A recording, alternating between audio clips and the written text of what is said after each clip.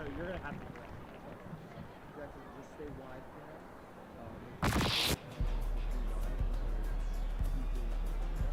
Stay wide. They made us lose.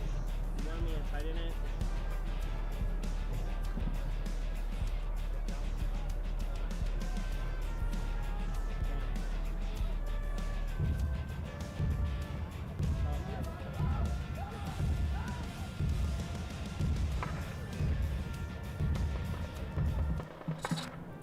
Good evening, Parkland, and welcome to tonight's Trojan football pregame special. I'm Abby Wood, and it's my pleasure to bring you all the action ahead of this big matchup. Your undefeated Parkland Trojans take on Allentown Central Catholic tonight at Orfield Stadium, where we currently are at. Over the next few minutes, we'll walk through how we got here, what to watch for tonight, and why Parkland's season so far has been truly special. Parkland's football over its history has compiled an overall record of 495 wins, 276 losses, and 20 ties, giving the Trojans a winning percentage of 64%. In terms of championships and honors, Parkland has claimed 18 conference titles and 10 district titles. Among these, the program boasts one state competition in its history. One of the highlights in school memory is the 1966 undefeated team, one of only two in school history to finish without a loss. They were honored in recent years as a symbol of what's possible with teamwork, persistence, and being a Trojan. Let's bring it closer to now. In the 2024-2025 season, Parkland went 11-3 overall, winning EPC and District 11 titles. They were potent on both sides of the ball and made a deep postseason push. The program under head coach Tim Monsman has been consistent. 2025 marks his 10th year coaching at Parkland. Recent seasons have also been strong. In 2023, Parkland posted a 12-1 record. In 2022, they posted a 9-5 and captured the District 11 title. What you see now is a program built on continuity, leadership, and high standards. Now let's talk about this season, because Parkland has made a statement so far. As of tonight, the Trojans stand at 7-0. Every week brings a new test, and Parkland has answered. Here are a few standout performances. On September 19th, the Trojans visited Nazareth area and won 42-6. On September 25th, Parkland hosted William Allen and delivered a dominant 45-0 verdict. Most recently, on October 3rd, Parkland traveled to Deerhoof and beat them 49-0. Another matchup in week 1, Parkland played George Washington, winning 62-12. They also beat Bethlehem Freedom earlier in the season and continue to dominate their schedule. Even in tougher contests, Parkland has shown resilience. The 38-27 win over Northampton was one such game, a close one, but one in which the Trojans have proved they can respond under the pressure. We will break down the stats from that game in just a minute. Through these games, Parkland has balanced a strong rushing attack with timely passing, staunch defense, and a steady special team. So let's bring faces to the stats. Here are some of the players making this season all possible. We have Finn Cohen, number 6 quarterback. He is the engine. He has been effective on air and on the ground. In Northampton game alone, he was 18-19 for 155 yards and 3 touchdowns, plus 88 rushing yards. Then we have Nazim Adams, number 5, who is a wide receiver and returner. He has been one of Cohen's favorite targets. He hauls in an explosive catch. In the same game, he has posted 103 receiving yards and 2 touchdowns, including a 72-yard strike. TJ Lawrence, number 1, is a do-it-all athlete. On offense, he is rushed for significant yardage and scored touchdowns. On defense, he anchors the middle at linebacker. Julian Diaz, Matt Dorsey, Miles Lesick, James Tyler, and others who stand out our defensive line are doing a critical behind-the-scenes work. On defense, Liam Spang, number 22, is a tackling force. Jaron Sanchez, number 4, Jeremy Batsis, number 3, Neche Iris, number 11, and Blake Nazary, number 8, all contribute big stops, blitzes, and playmaking in conversion. In special teams, Grayson Disick, number 15, is reliable with pass, field goals, and directional kicks. Returners like Adams, Nate Thompson give the offensive great starting field positions. Don't forget captains Lawrence Jean-Baptiste, Adams, and Julian Diaz, and Matthew Dorsey. These guys carry the leadership every day on the field and especially every Friday. So let's go deeper into that 38-27 win over Northampton. Total plays, Parkland ran 50 while Northampton ran 75. Despite that, Parkland controlled the game with efficiency. Their yardage gained 323 total yards versus 307 for Northampton. Passing Cohen went 18-19 for 155 yards and 3 touchdowns. Northampton's passing was close behind, rushing. Parkland had 168 yards on the ground. Northampton had 161. A close battle in the trenches. Turnovers, Parkland lost 1 fumble, but threw no interceptions. Where penalties, Parkland was flagged 4 times and Northampton was only flagged 2. During third down conversions, Parkland went 2 for 10 and Northampton went 4 for 14. Fourth down, Parkland converted 1 of 1 and Northampton 3 of 5. The momentum shifting play was the 72-yard touchdown pass to Adams. It came at a critical moment in the second quarter to give Parkland the lead games like this. When stats are tight, the difference is making big plays, staying composed, and finishing. So what will make or break this showdown tonight? The offensive line needs to keep the balance and don't overcommit. They need to use Cohen's dual threat to force defense to respect both pass and run. They need to convert third downs, long drives, and avoid turnovers. Give your defense favorable field positions. The defense needs to apply pressure to disrupt Central Catholic. They need to stay disciplined in conversions, no breakdown deep. Force thirds and long situations. Bite or play action only when safe. Win the turnover battle, a pick or forced fumble tonight could swing momentum. Special teams and intangibles need field positions in everything. Kick to corners, pin them deep, execution on punts, returns, and kicks. No mental errors need to be done tonight. Late in the game, composure will be vital. Rivalry games often come down to who can play under the pressure. Central Catholic is no pushover. They'll look to stretch the field, control tempo, and make you beat them. Parkland must impose its identity physically in the trenches, smart decision-making, and executing under pressure. As we approach kickoff, we have reflected on what this season has already told us. Parkland is not just winning, we're playing with a purpose. I'm Abby Wood, thanks for tuning in. Let's enjoy every moment of this game. Welcome back, football fans, to Parkland TV Film. Tonight we have another edition. Oh, sorry, I was muted there. Welcome back. Welcome back to Parkland TV and Film. Tonight we have another edition of Friday Night Football. It is homecoming night tonight. We see everyone decked in pink in the student section, and we will see the floats at halftime. Tonight we have a little bit of a rivalry, I would say. It's one of Parkland's Really?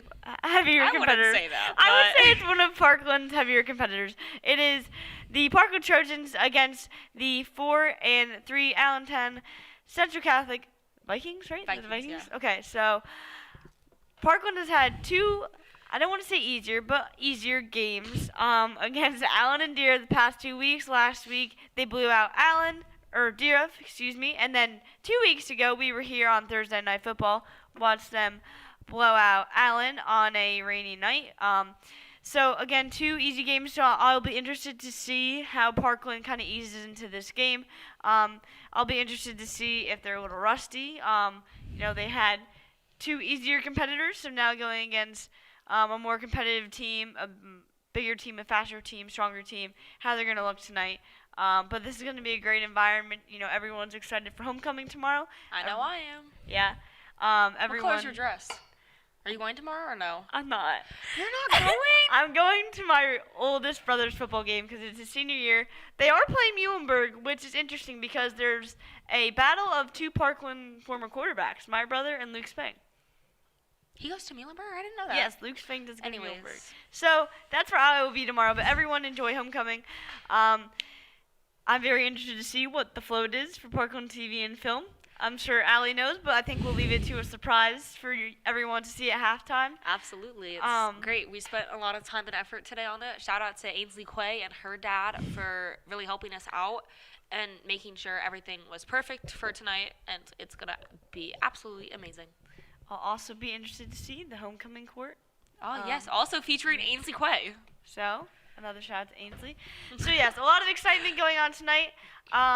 And we're excited to watch this game that should be a very competitive game, and we'll have a good matchup here tonight. We'll be back soon.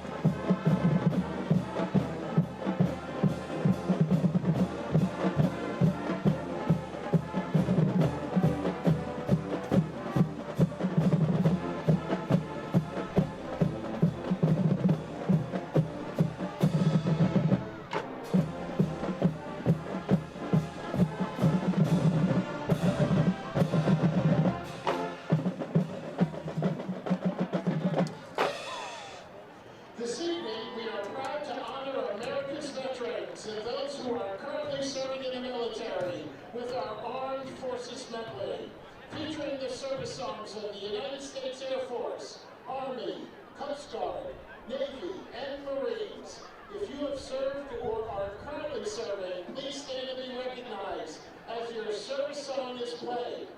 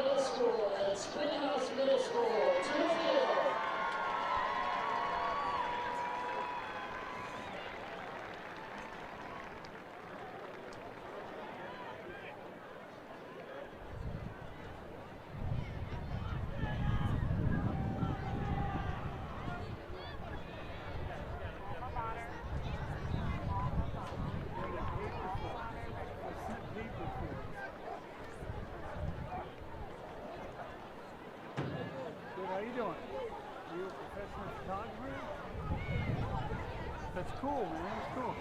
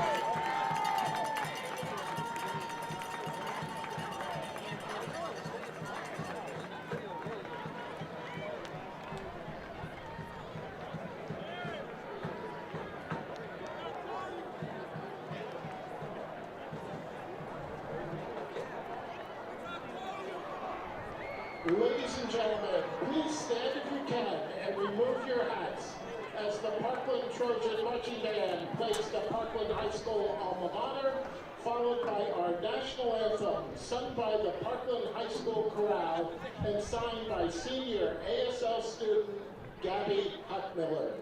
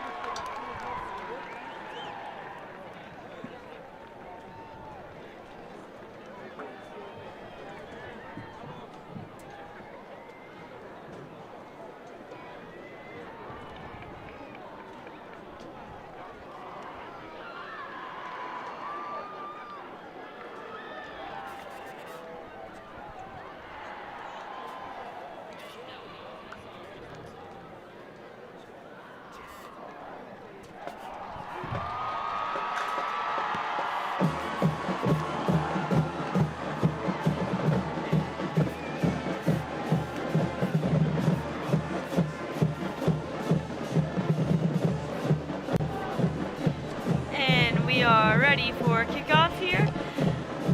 First of all, I do have to apologize. I kind of did miss the memo. You can't see me now, but I forgot to wear a pink shirt. That's kind of the point of a pink out. Yes, it is. My bad. We're not actually at the game, so I feel like it's a little bit excusable. But another thing that we have to mention that I also forgot to mention in my beginning is that the Parkland Trojans are undefeated.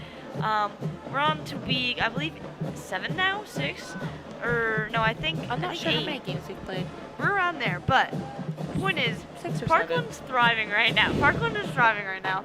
They're undefeated, but now I think is the point where they're gonna get tested a little bit. Like I said earlier, face some easier opponents now. Gonna face a tough team. Central has only lost 3 games. They're 4-3. So I think it's gonna be a competitive game. Obviously, always the key players. TJ Lawrence on both sides of the ball, running back and linebacker. The junior, he's been having an amazing season. Yes. And then Finn Cohen under center. He's been doing a great job of taking care of the offense, managing the offense. And I also think that, last game, I think against Allen, even though it was an easier game, they put them out. They struggled to find consistency throughout the game, and we saw that against Freedom too. They struggled to find consistency. So I think they're just going to look for that consistency tonight. They don't, we saw them come out really hot in the beginning, and then they didn't score a touchdown for the next, 3 quarters. So I think that's what Coach Munchman's going to be looking for here tonight. So. Absolutely. I think the coaches just want them to play hard and make sure they get out a nice, good lead at the start of the game. Not how it was versus Allen, where everything kind of started off rocky, but then Parkland finally got their foot in. Yes, definitely. And another thing I had to mention that's kind of cool is since it is homecoming tonight, the 8th grade band members play with the band members of high school. I always thought that was on youth night, not homecoming. I think it's homecoming because don't the band members do something? Or am I wrong? They don't do a float, no. Well, I could be wrong, but It's okay. We're not well versed in what goes on outside of sports. Allie, how was that? You posted Allie and Allie this week. Yes, How'd that go? Allie and Allie. Oh, it was just lovely. People had some really interesting answers, especially when I asked a kid what his plans for homecoming was, and he responded with a song title. That was something. And you asked me what my dress color would be earlier. What is your dress color? My dress color is bright pink, and it's sparkly, and I'm so excited. To go with the theme tonight. Yeah, and I'm dyeing my hair pink next week. I'm just all for pink. Not like you, currently, in your red All sweatshirt. right, so we will start off this ball game. Again, Parkland's undefeated. Really, when I look at the whole big picture, Nazareth is always a top competitor in this division, but their quarterback, Peyton Falzone, hurt, so we saw how that went for Parkland, crushed Nazareth when a couple weeks ago when they were at Nazareth. And when you look at the whole big picture, really Easton is their only big competitor. Easton's been thriving too. Are we playing believe Easton they're undefeated. I don't think we play Easton during the regular season. But next week is Whitehall, and the week after that's Emmaus. Yes, we do not play Easton during the regular season, but it is a possibility once we get to districts. So I think I would love to see that matchup. I think that could be a potential district championship matchup here we see. And I know I probably shouldn't be saying this, but I love Easton's student section. When I went there for my brother's games, it was always very exciting, very lively. They're hyped the entire time, and it's packed, and they're right next to the band. I don't think I've ever seen Easton's student section before. It's very good. I will have to say. I will have to admit that. So Parkland will start off kicking the ball off to the Vikings.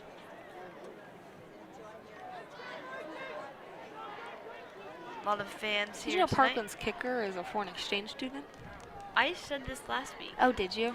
Oh, and before I forget, we need to give a shout out to Miss Morgan because I told her I was commentating with Allie, and she said that I must. So, hello, Miss Morgan. I love Miss Morgan. All right, so we will start out this ball game. And we will start out with a touchback. A good start for the Trojans as the ball rolls into the end zone. Do you think I would have caught that? I didn't watched the Garter Bowl, but considering that the seniors lost to the sophomores, I'm gonna conclude that you did not help them, Allie. I was actually great O-line. I started. I'm very proud of you. I played the entire first half. I'm very proud of you. Thank you.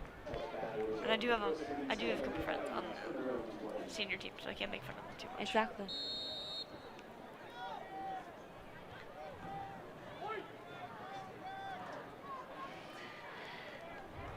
All right, so the Central Catholic Vikings will start off on their own 20-yard line.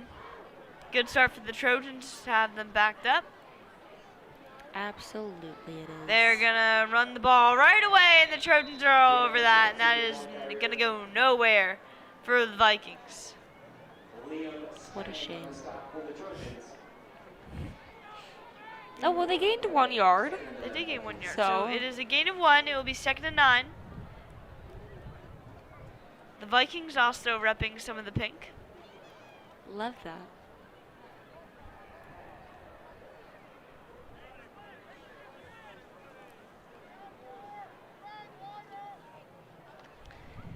And the quarterback will throw a little screen pass, and Liam Spangs all over that. So that will not be a good gain for the Vikings, and that will bring up 3rd and long.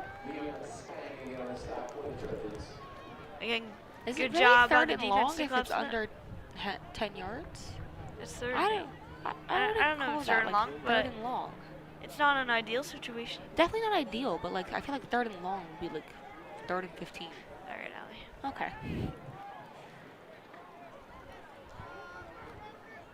So 3rd and 8 for the Vikings already. Let's see if the Trojans can get a 3 and out on their first defensive drive. So the Vikings quarterback dropping back. He is going to tuck and run. He's going to get the first down and more before he's finally brought down by Spang. He evaded Lawrence there and was able to break away for a few extra yards.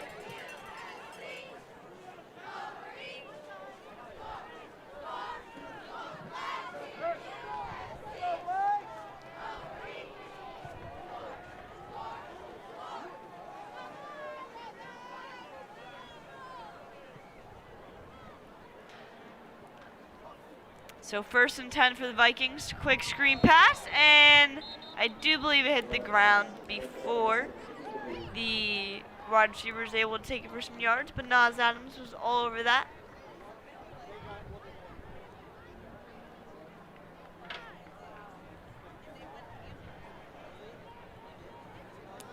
This is the first cold game the Trojans have really had this year. It was very frigid this morning walking into school.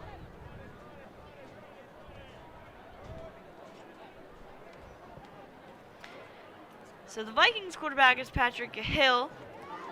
He is going to do a screen pass to the outside to number 8, and he's going to take it for a 1st down and more. And it seems to me like I'm already seeing a theme here with the Vikings offense. They love to do screen passes, so I'm sure that will be a recurring theme here tonight. As their play goes on, we'll see if the Trojans are able to stop that. Seems like it's working well for them. So why change what works? If it ain't broke, don't fix it.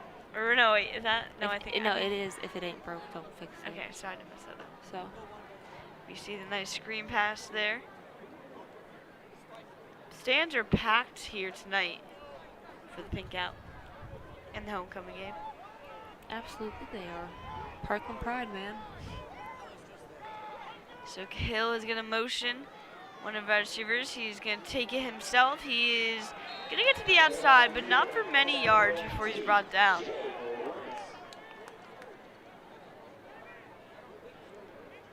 I mean, the Parkland Trojans defense so far is doing a good job of containing, for most of the plays, containing the Vikings. Absolutely. Let's go, Reed!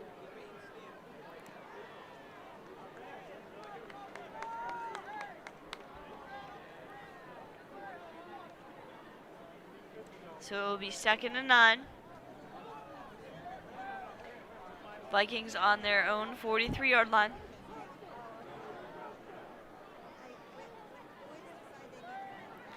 Hill's going to drop back.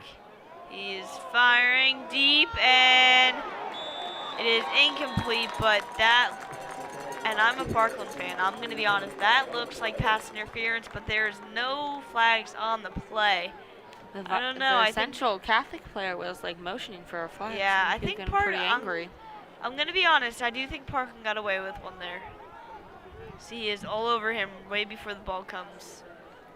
Oh, did that show the flag was thrown? I don't know. It looks like they are calling out a pass interference. Yeah, Yeah. it definitely was pass interference. So the Vikings will get a free first down. Again, we don't want to see them making mistakes here tonight, the Trojans.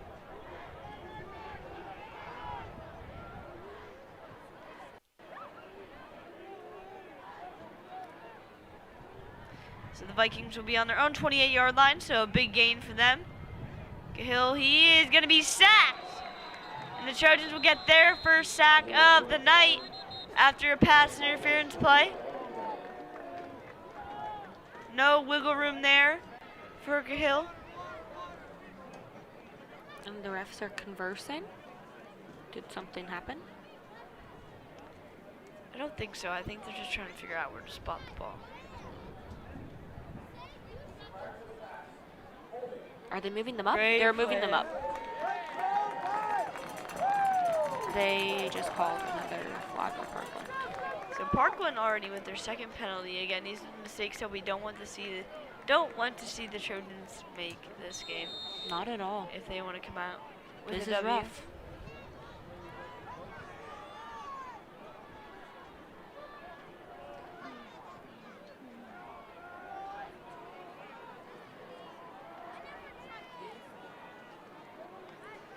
So it's going to be a handoff and will be a tackle by Lawrence. But I do think the ball carrier got a gain of 1 and 2, so we'll bring up second down.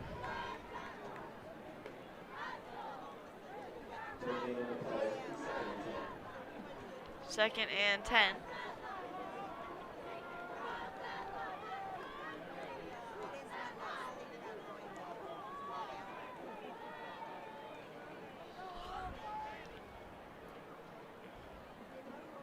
Cahill is going to drop back. He's surveying the field and is intercepted. Woot woot. That's what the Trojans needed, an interception by Blake Nastry, but there is a flag on the play, so we'll see if they will call that back. I don't know what the flag could be for, possibly holding maybe? But even without the flag, great play there by Nastry. This could be the momentum that the Trojans needed. See, Nastry gets right in front of the receiver for an interception. And they called it against Parkland. But they're still giving us the ball, looks like. I Yep. can't tell at the moment. No, yeah, they gave us the ball. So the Trojans will have the ball now, Woot woot. and they will get the opportunity for their first offensive drive and to put some points on the board. Again, a great play there by Blake Nastry to get the INT. And now we will see the junior QB come out, and the rest of this offense, if they want to put some points on the board, they will have a long drive ahead of them. But it is possible. It's like what? 96 yards? 97 maybe? It says they're on their own 4-yard line. So 96 yards to go. Lovely. Parkland hasn't had too many explosive plays this year, so we will see what they can cook up here.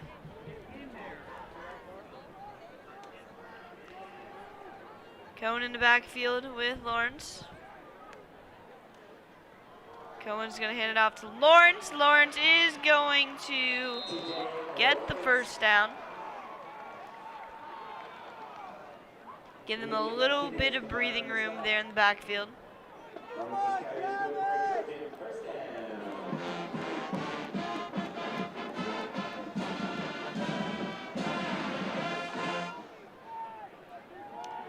So Cohen and Lawrence in the backfield again.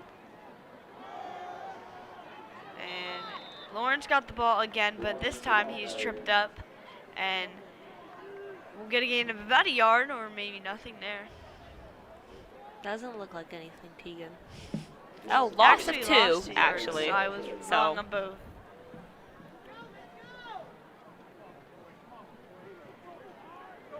Clock is winding down quickly in this first quarter.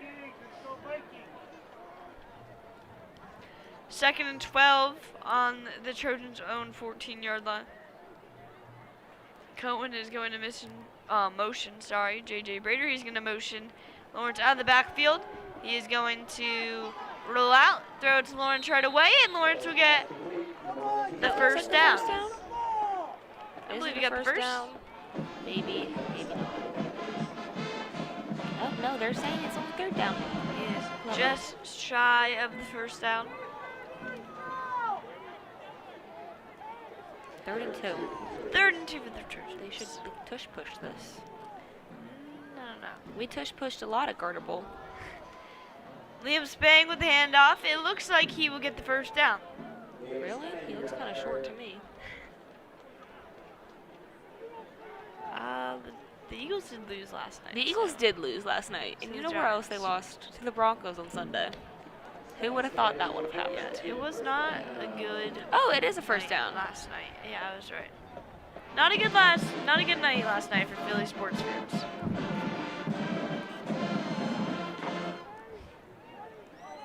It is 1st down and 10 for the Trojans on their own 26-yard line. Cohen with 3 backs in the backfield, but they're all going to motion out. So now he will have an empty backfield. He fires right away to TJ Lawrence. TJ is going to evade a tackler. That tackle looked like it hurt.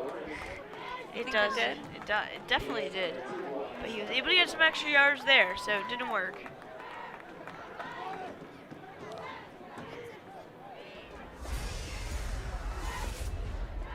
Beautiful play here. Just get the ball right away to your playmaker and let him do what he does.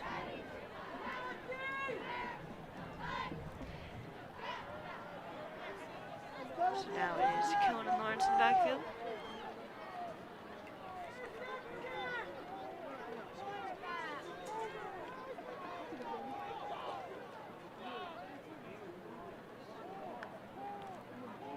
So motion now is Adams.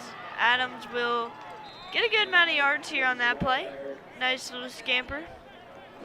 Scamper, huh? We gotta have a nice little frolic. Like a nice vocabulary. I couldn't think of the word. Big vocabulary. Okay. Whatever you say, Tegan. I think frolic would have been nice. Frolic is definitely not the word to use there because he is not frolicking. He's running very hard. It looks like he was frolicking. It was a good play there. Anybody can frolic, Tegan. But not on the football field. Okay, so Cohen Absolutely on the football field. Cohen will keep it this time, and he will get swallowed up right away. Oh, but there's a flag on the play. I hope it's against Central. I kind of think it is. That'd be like best case scenario. Ali Halloween's coming up. Hope we figured out a Halloween costume. I don't think it's against Parkland. I don't think I'm gonna go trick-or-treating. I mean, you are a senior, so. I am, yeah, almost 18 years old. So the penalty was on the Trojans, so that will back them up on 1st down. What a shame. It will be 1st down and 10 on, 1st down and 20 on their own 27-yard line. With the That's time, rough. Cohen is going to launch it deep. I think I would have caught that, you know? That was intended for Blake Nastry, but it's incomplete. Cohen is looking for it all there, but it did not work out. It was a good look, just It was. didn't fall through.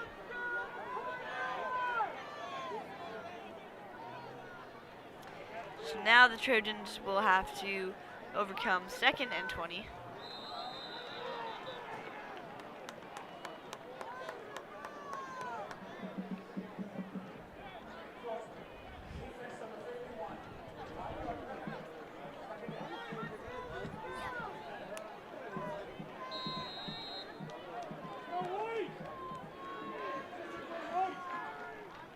Looks like the Trojans are trying to wind down some of the clock here.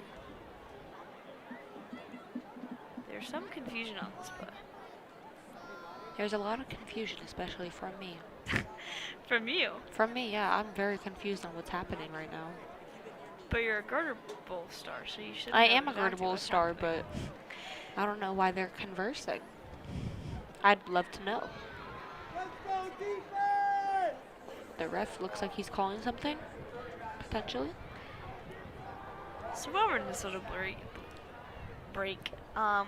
should we recap Garter Bowl? Oh, maybe we'll do it later because We'll do that during the break. We will recap Garter Bowl and the unfortunate outcome of the Phillies game last night and the Eagles game. Just a bad day for Philly sports fans. Yes.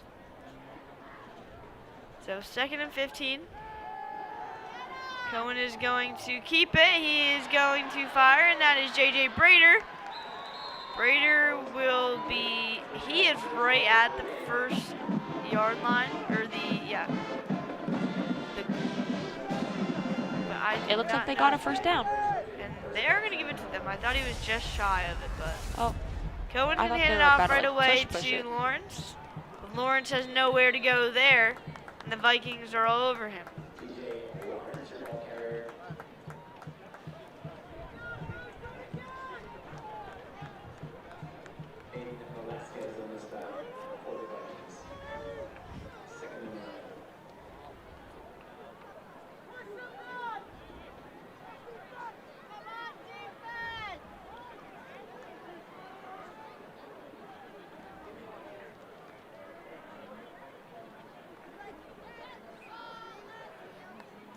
So Cohen is going to pitch it to the outside to Lawrence, and Lawrence is going to take it, I believe, for the first down and more.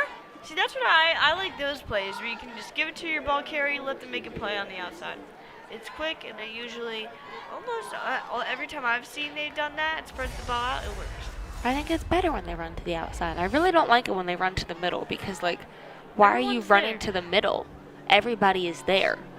It is You would cause everywhere. so much less pain and, like, loss of yards if you didn't run through the So middle. Another handoff to Lawrence on first down, but this time he is not able to get really any yards. And first, we have 2 minutes and 30 seconds in the first quarter. Lawrence was able to get 2 yards, so 2nd and 8. Trojans on their own 41-yard line.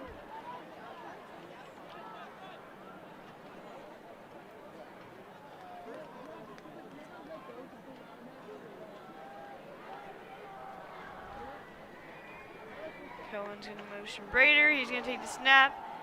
Fire right away, and it is complete. It's complete to Blake Nassery for a couple of yards on the play.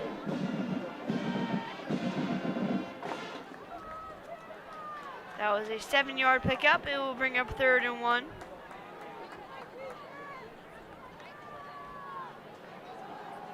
Another handoff to Lawrence on 3rd down, and I think he was able to get it. Yeah, I think so too. You think so? I do. And I'm usually right about this stuff, so.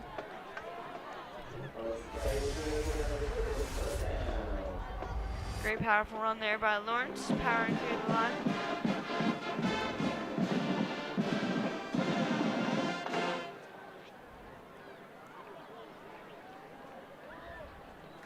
So Cohen and Lawrence on the backfield on first down.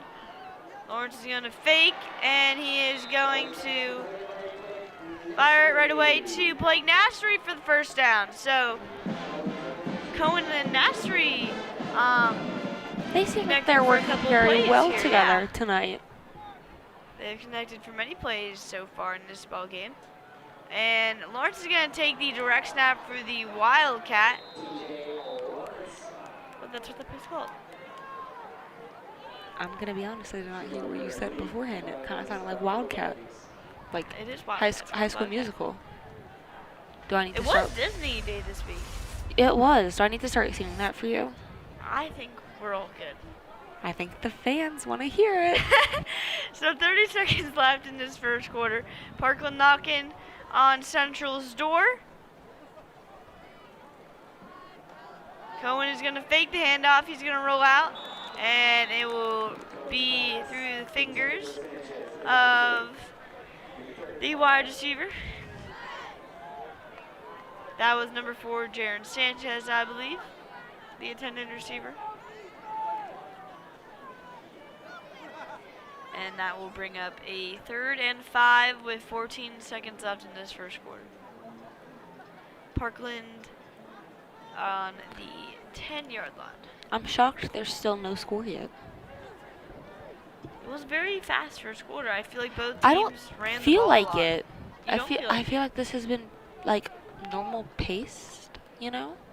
Paced, that's a word. Cohen's going to fake the handoff. He is going to fire in the end zone. It was and blocked by it's Central incomplete. It Catholic. was intended for Blake Nastry. But yeah, so like we were getting to earlier, Nastry and Cohen connecting for some good passes here in this first quarter. Except for that one, which was blocked. So that will bring up 4th and 5.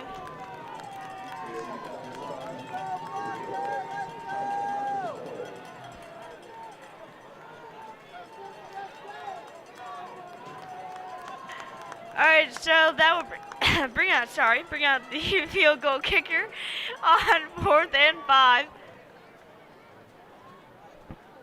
Hopefully we'll finally get some points on the board. And I believe it is good. Looks good It to is me. no good. So Allie was wrong there. Oh.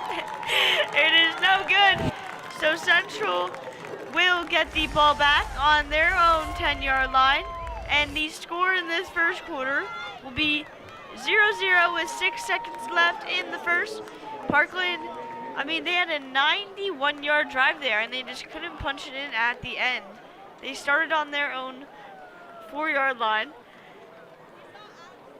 But those are the drives, you know, the long drives. It took all that time, but they couldn't punch it in there at the end. So those are the drives that are the most important to put points on the board. And Parkland was unable to execute there, and hopefully their defense Seems to me stands like up. Parkland's having a rough night.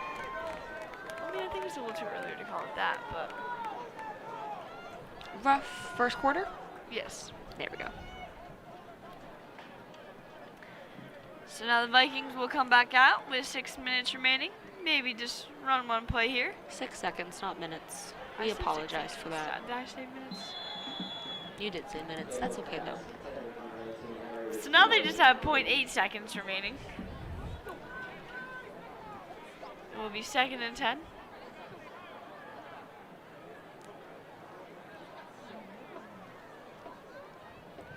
Allie is yearning to go on to the float in the quarter. Yes, I am. I am unfortunately leaving for a little bit to be on Parkland TV's float. Very excited for that. Looks like one last play attempt here before the clock runs out. It will be 2nd and 10. And it will be complete. But nothing is enough for the first down. And a pack of Trojans brought the Vikings down. And it will be 3rd down. But that will bring us to the end of the first quarter where it is tied 0-0. And the Vikings will start with the ball in the second half. So Ellie, it is time for that Garter Bowl. The Garter Bowl talk. You First, were- I'd like to bring up how awesome the student section looks tonight. It does look very I nice. mean, it's just filled to the brim, and you love to see it for homecoming. we love to see all the pink too. Go back to Garter Bowl, shall we? So you were there. I was there. First game was very close. It was very close. We were all the seniors were on the No, sideline. I'm talking about the juniors and freshmen. Yeah, I know, but the Okay. seniors were watching it. All the seniors, we were on the sideline. We were watching. Honestly, we were Scoping cheering. out the competition. Yeah, we were cheering for the freshmen. Oh. You didn't want the juniors. No, Were you scared of them? no. You were just happy that I didn't do it, so you didn't have to go against me. Oh, okay. Yeah, but it was a really close game. It went into overtime. Juniors did win though, 14-12, and then we went on to the senior-sophomore game. Last year when we first played the now class of sophomores, we also lost to them. It's just we didn't win a game. these 4 years, but that's okay I because didn't we want had to bring that up, but thank you for doing that. So yeah, you're welcome. But everybody had a lot of fun, had a really fun time. It's truly like a bonding experience, like, you know. At the end of the day, the most important thing is that you had fun, and yeah, you met Exactly. some more And I got a people. T-shirt from it. Yeah, you met some more people. You'll have memories that you'll have for a lifetime. If you want to, you can go back and watch it on Parkland TV Film. Exactly. When you're like 80 years old, you can show your kids and grandkids, like, my hey, look what I did. Oh, and then the final. It looks like there was a timeout, maybe. Before we go back, then the final game was the sophomores versus the juniors, where The sophomores sophomores blew them came out on of the top. water. Came on top. So I would like to know when the last time, like ever, was that the seniors didn't, like in guardable history. Because I feel like That's actually. So, I think it was 2 years ago that the junior class beat the seniors. really. Yeah. This was the first year that a sophomore class had ever won the entire thing. Very interesting. Very interesting. Yeah, I know. Very competitive. Very competitive. It's so much fun though. It is.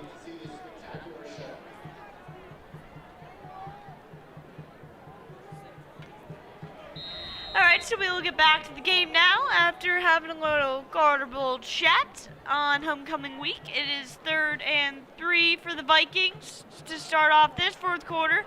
And there is nowhere to go for the Vikings QB, and he is going to be brought down. Do they call intentional grounding in high school or no? So, Because to me it kind of looked like it was intentional grounding. So I think the rule with intentional grounding here is we're going to see here is he just had a forward pass and he kind of got hit. And I think he was looking to pass for somebody, but if there was no one in the area, then that would be intentional grounding. But do they call intentional grounding in high school or like no? I think so. I know they call it in like college and pro. They definitely do. All right, so the Vikings will we're be forced punting to it. punt. Okay. We'll have our first punt of the night. That's actually the first punt of the night? Yes. Oh, I didn't know that. And the Parkland Trojans will be able to have great field position just Looks like at the around 42, 43. Yeah, great field position. They wanted to go 96 yards on this drive, so No, they'll only have to go 50. you don't have to do math here, 58. So maybe they'll be able to, maybe they will be able to, you know, put some points on the board here. It's actually 57. So, I was getting there. You were.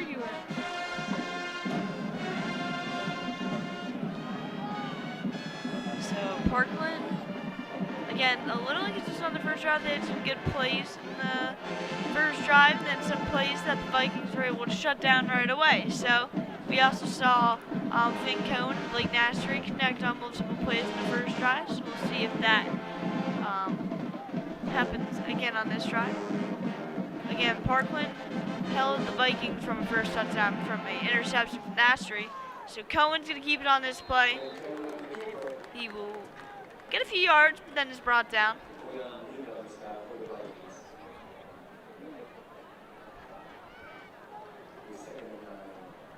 It is 2nd and 9.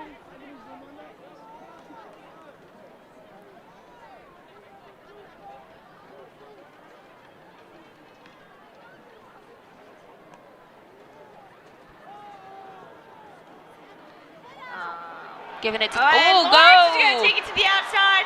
And he's he running. is going to be gone. That is a touchdown for the Trojans. Woot woot! And will be the first points on the board for either team tonight. And Parkland will take the lead 6-0 with 11 minutes remaining in the first half. Great play there by Lawrence to take it to the outside. He looks like Forrest Gump on that one. He just kept on running. I love that movie. You do. Run, Forrest, run. More like run, TJ, run. Yeah, great play there by TJ. Showed his explosive speed, breakaway speed. The Vikings were not able to catch him. And that will bring I don't up know if the anyone field. would have been able to catch him. I don't know if anyone would have been able to catch him. I don't know. I mean, maybe Division I players. But. He seems pretty fast. And the field goal is good this time. And the Trojans will have the lead 7-0 with 11 minutes and 5 seconds remaining in our first half of play. So the Trojans respond quickly on that drive. after not being able to put any points on the board and a missed field goal on the first drive, they're able to force the Vikings to punt and then quickly respond.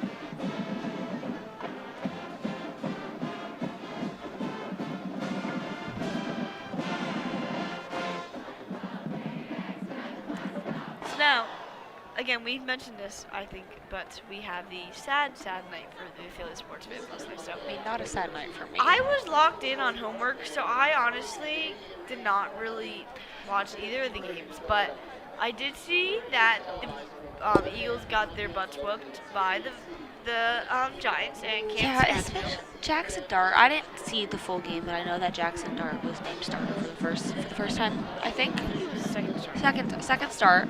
But what an absolute way to come out for like your second It start really is. ever. What a great way And like start to the beat Vikings. the Eagles, the last year's Super Bowl champions.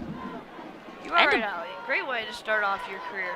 And here, Bad night the for the Vikings Phillies will too. have a great. Oh, no. The Vikings are going to have really good field position here, as they are past the 40-yard line. So they're going to respond with great field position for themselves after they gave Parkland great field position and a touchdown. But to get back to that real quickly, yes, the two rookies for the Giants, Cam Scadaboo and Jackson Dart, played amazing last night and upset the Eagles. So. You know who else upset the Eagles? The Broncos. Are you a Broncos fan? Is that what you keep I on am a mentioning? Broncos fan, yeah. My dad was born and raised in Boulder, so Okay. it's been instilled in me since birth. All right. And then Phillies also ending I feel their like season I could last have done night better against the than Dodgers. that. So I feel like I could have done better than that. And I've watched maybe the Phillies pitcher, and I've watched Yeah, maybe everyone two knows what baseball Allie's games. talking about here, I think. So it's a deep pass here for the Vikings, and it is complete. I like his pink cleats. They're fun. All right, Allie, we need to get back to that. Sorry. All right, so first down here for the Vikings. Great gain for them on that play.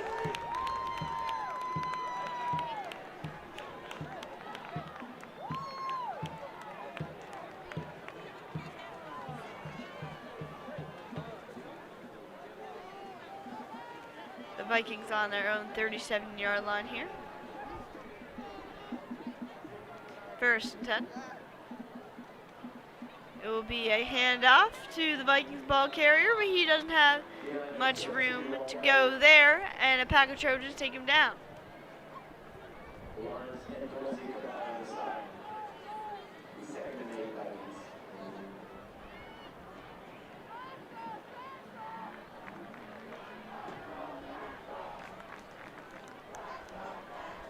So Cahill is going to give the O-line some directions on 2nd and 8. Vikings looking to respond after the Trojans touchdown. Quick screen pass here again for the Vikings, but this time the Trojans are all over that. Tackled up by Leams Bay, and that will bring up 3rd down.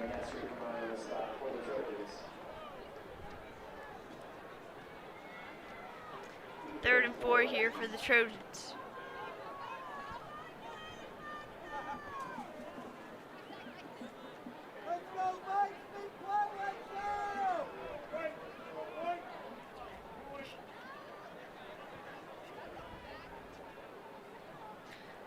So 3rd and 4 here for the Trojans. Can they get the ball back here?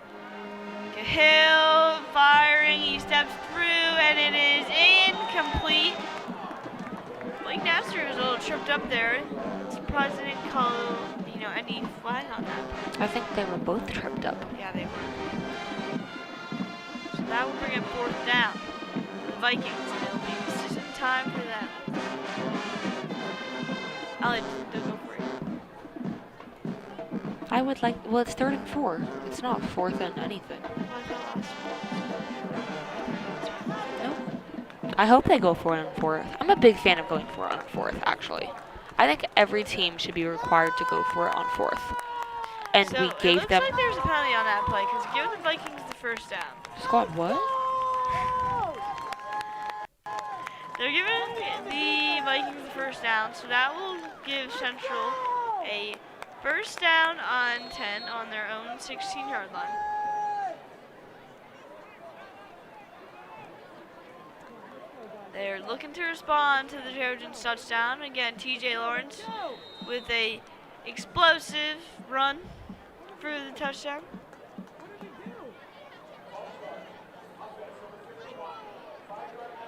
And now they're moving back, so I'm very confused what's going on here. I think the refs are also confused. I'm very confused. Now it is 1st and 15.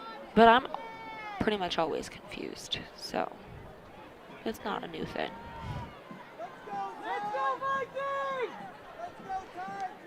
So 1st and 15 for the Vikings. I'd love to know what was called to make it 1st and 10 and then 1st and 15. So Ooh. Cahill is gonna have nowhere to go. The pocket just collapsed on him there. And the Trojans get, I believe, their 2nd sack of the night, maybe 3rd, and now we're bringing up 2nd and 15.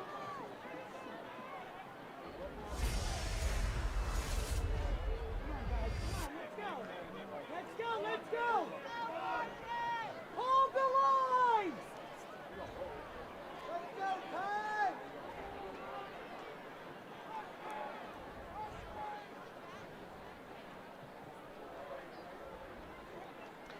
So there was a loss of 4.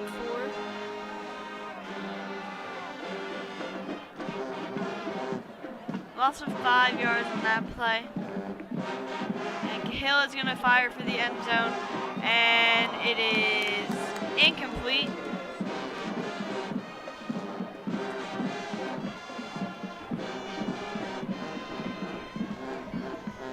So it was incomplete, intended for receiver in the end zone. So now it'll be 3rd and 20 with 8 minutes remaining in the 1st quarter.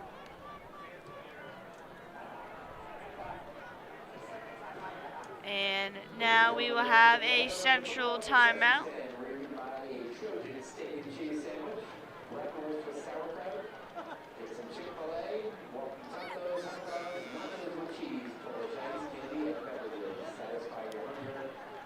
My mom did text me, and I have to give her a shout out. Hello, Mom.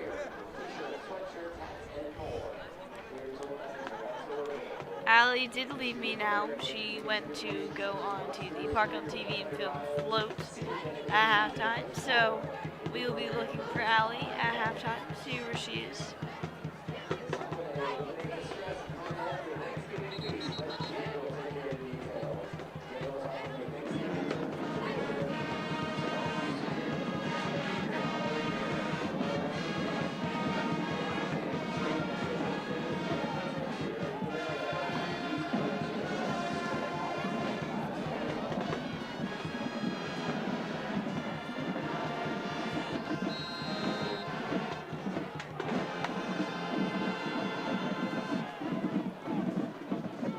Alright, and now the Vikings will come back out with facing a 3rd and 20 with 8 minutes remaining. Cahill, he is going to roll out to his right. He is going to do a little bit of Patrick Mahomes style, going backwards, and then he's going to fire. And it just hits the ground, so it's incomplete. So it'll bring up 4th down, and we will see if they will attempt a field goal, if they will go for it. They're on their own 26-yard line, so I'm assuming they will kick the field goal here to try to put their first points on the board.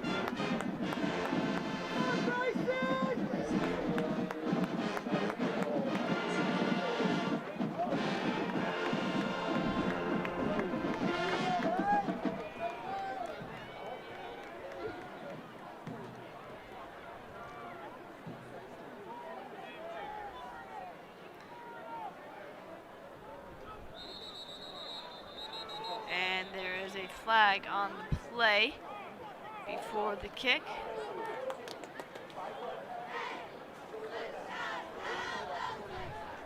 Cannot tell on who that was on. Looks like it was on the Vikings, so they will be backed up.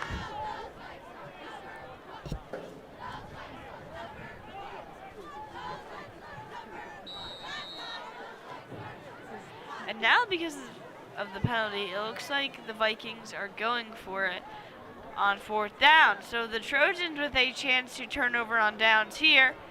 They make a big stand on defense.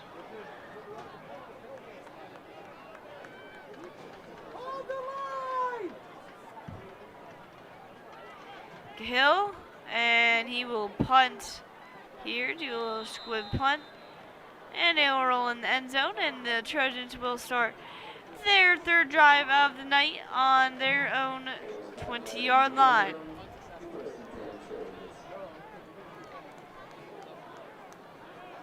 Trojans had a little rough first drive. They went almost 96 yards, but were not able to punch it in with a touchdown or a field goal. And then they had a big touchdown on their 2nd drive from TJ Lawrence, a running touchdown. Lawrence, the junior, with multiple Division I offers.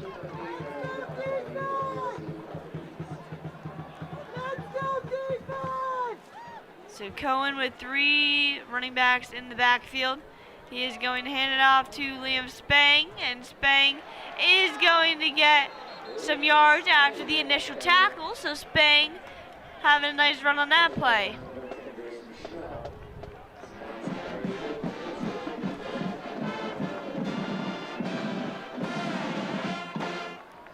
Let's go defense! Let's go defense! And Spang got the 1st down, so now it will be 1st and 10 for the Trojans on their own 35-yard line. Go! We see the junior Naquan Thompson in the backfield with Cohen. Thompson's going to get the carry, but has nowhere to go there, and is brought down immediately by the Pack of Vikings. All right, all right! No, he assisted. He didn't do it. Go, Kevin! Let's go, Vikings! So Cohen is going to drop back. He is going to fire. It is complete to J.J. Brader for the 1st down on 2nd and 9. And the Trojans will keep the chains moving. Get the ball back! Let's go!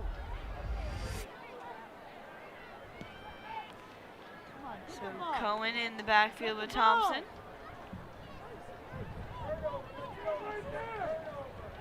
Strip the ball! Let's go!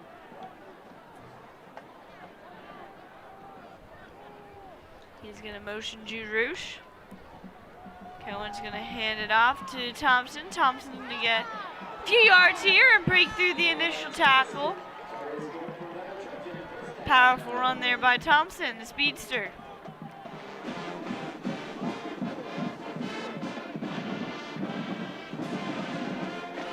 Let's go, Vikings! Let's go, Vikings! So 1st and 10 here for the Trojans on their own 44-yard line.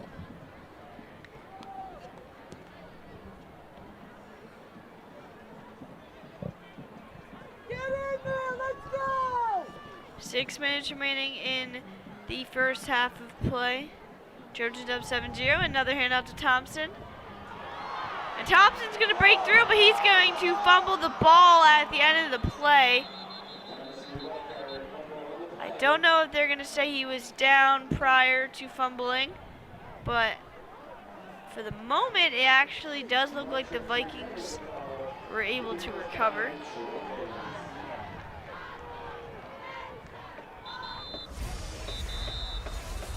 And they were. So we see Thompson able to make a nice play. He breaks through, but then at the very last second, he fumbles the ball. So now Central with a turnover, able to get a turnover here after the Parkland defense got an interception earlier. Now Trojans with one of their own mistakes here. And there's an injured player on the field.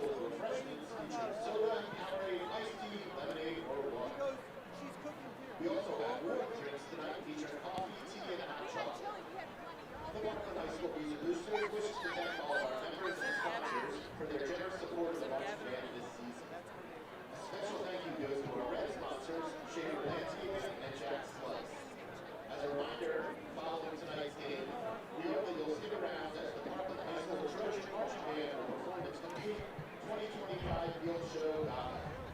Thanks for your continued support of these talented performers.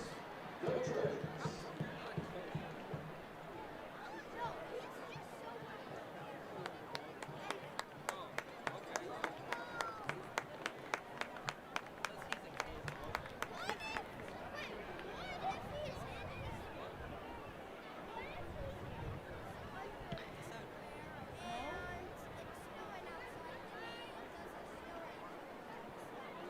Let's go, Vikings! Get the ball back! Let's go!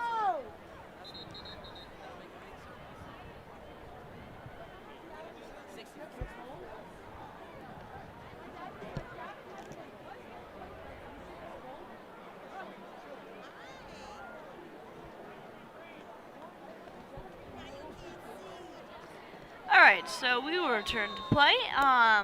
It does look like the Parkland offense is remaining on the field.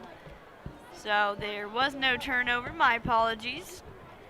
Cohen is in the empty backfield. He is going to fire, and it is attended for. That was Nas Adams, and it is incomplete. Adams a little frustrated on that play. And that will bring up second down.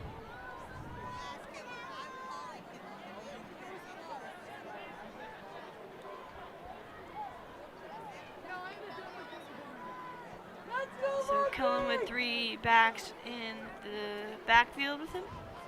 He's going to hand it off to TJ Lawrence, and there's nowhere for Lawrence to go in that play. And that will bring up a third down for the Trojans. And they actually lost 2 yards in that play, so 3rd and 12 for the Trojans offense. Push him back! Let's go!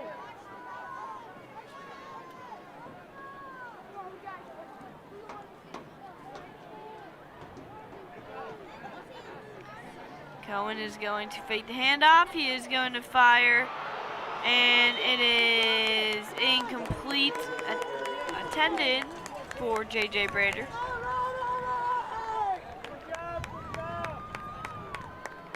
And that will be 4th down and 12. So the Trojans will send out their kicking unit with 5 minutes remaining in the first quarter. Or sorry, in the first half.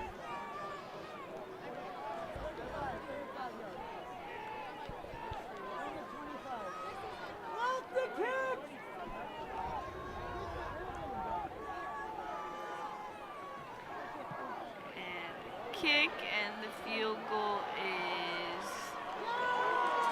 no good.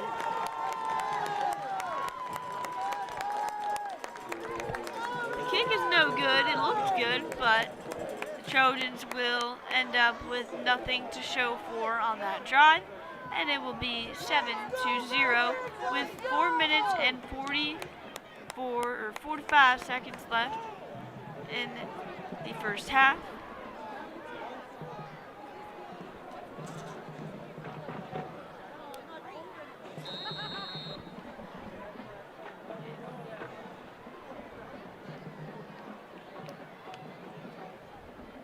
And Central will come back onto the field, maybe to round out the first half of the ball game.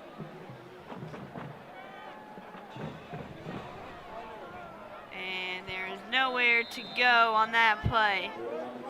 Again, Trojans defense looking fantastic here tonight. Not giving the Vikings much to work with here. That'll be 2nd down and 9, and the Vikings are on their own 21-yard line.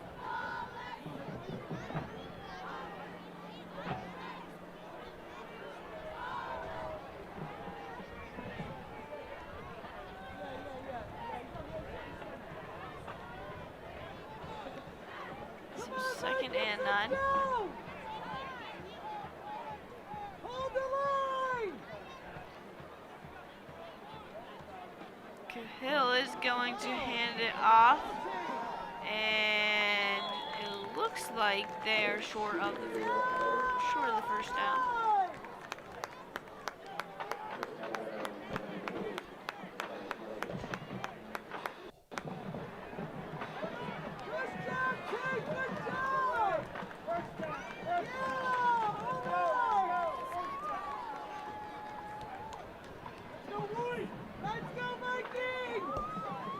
First and 10 here for the Trojans with 3 minutes and 47 seconds left.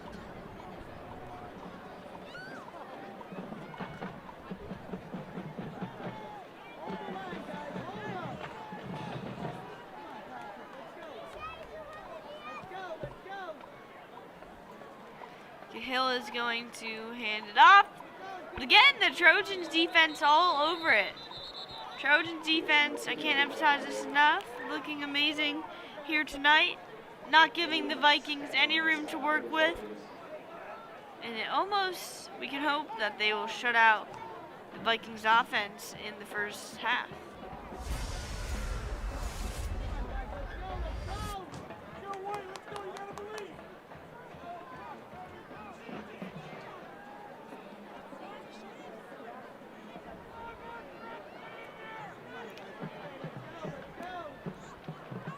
So second down and 7. Cahill dropping back, firing, and it is incomplete. As the ball will just innocently touch the ground. There's 3 minutes remaining in this first half. And 3rd and 7.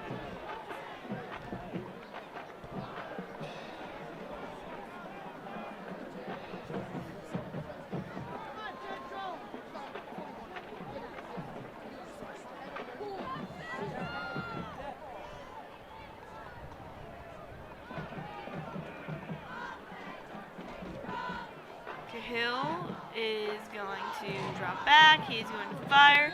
It is complete, but it looks like the Vikings wide receiver will be short of the first down despite what he's arguing.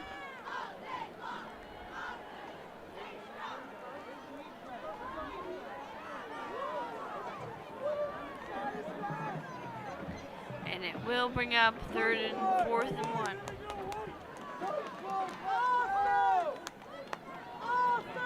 And Central Catholic is going to keep their offense on the field to go for this 4th down. Allie would be very happy.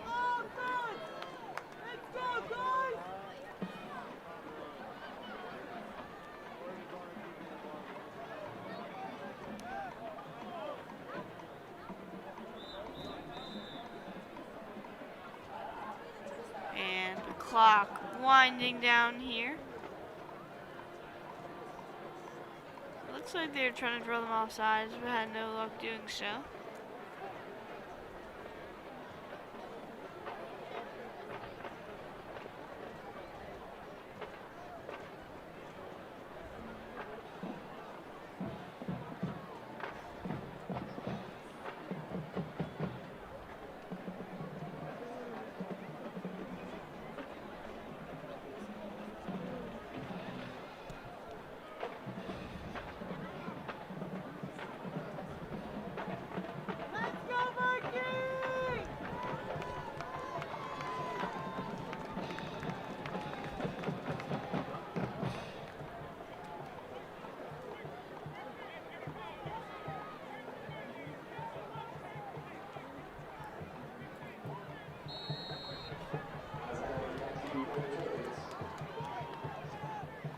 Now it's 4th and 1 for the Vikings, and it looks like they're punting. Now as Adams will be punt returner, he's going to take it to the outside, a little stiff arm, he's going to take it the other way. Evading tacklers, and does he have room area to run? Adams with a beautiful return to bring some energy to this Trojans offense. He scampered all over the place, exploring the field a little bit maybe.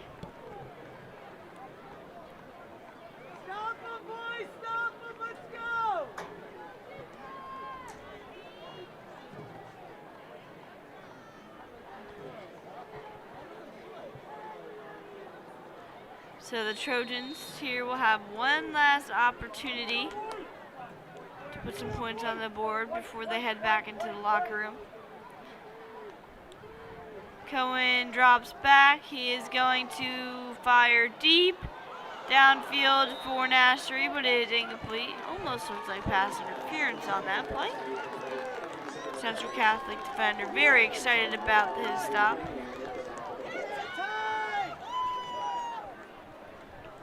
And that will bring up 2nd and 10 for the Trojans. Trojans only leading 7-0 in this first half. There's only been one score. 2 missed field goals by the Trojans. One in the first quarter, one in the second quarter. And the Vikings not able to reach the end zone. Cohen's gonna roll to his left or his right on that play. He's gonna fire complete to Nassery. Sorry, he rolled to his right.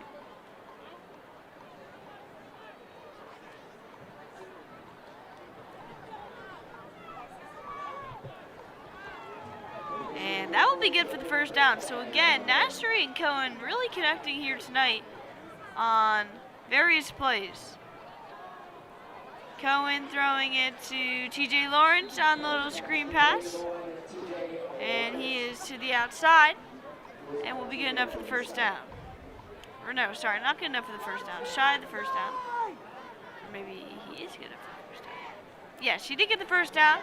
So the Trojans will have 1st and 10 on their own 22-yard line. Cohen firing right away to the J.J. Brader. And the clock will keep moving, so the Trojans in a little bit of hurry here. Trojans are on their own 20-yard line, so possibility to punch it into the end zone here or at least get a field goal before heading into the locker room. Going into the locker room with a little more comfortable lead. It is 2nd and 8 when we come back onto the field. Again, what I said in the beginning is that this would be a very competitive game, and so far I'm being proven true, as it is 7-0. We've only had one score so far tonight. And again, stay here for the halftime show as we will see all the homecoming floats of all the clubs here at Parkland go around. And especially if you want to see the Parkland TV float, Parkland TV and Film float.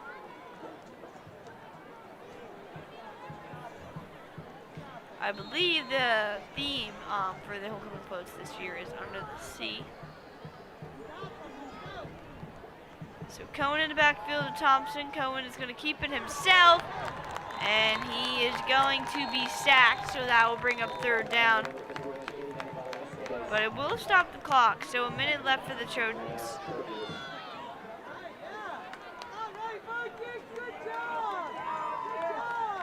So the Trojans lost a couple yards on that play. It will bring up 3rd and 13.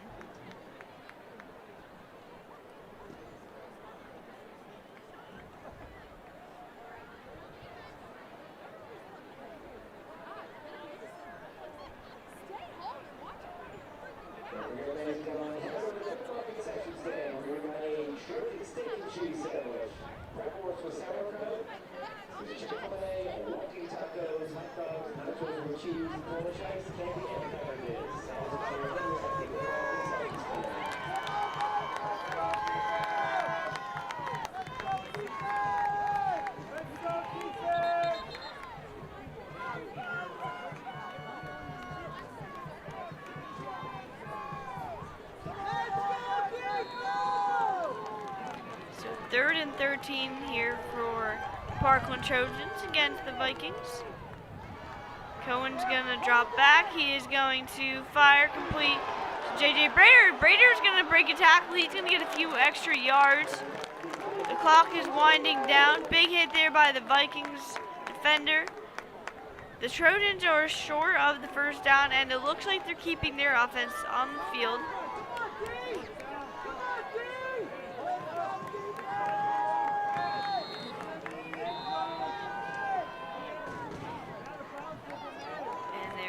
Another timeout here.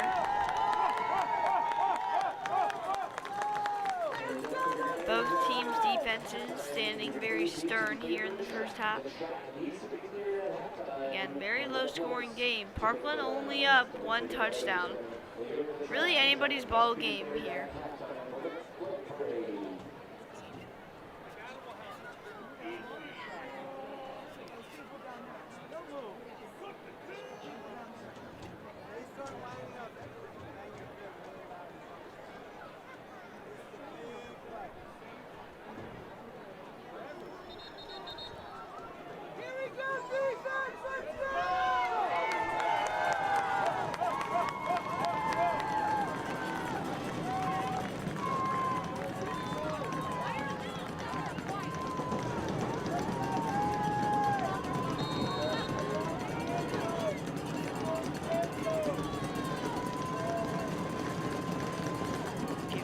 right, so Cohen firing on 4th down to the end zone, and it is complete for the touchdown on play to Blake Nassery.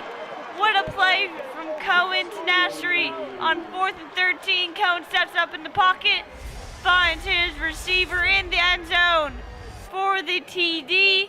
That would put Parkland up 2 scores at the end of this first half. What a play there. What a gritty play there by the Trojans to tough it out until the very end of the half.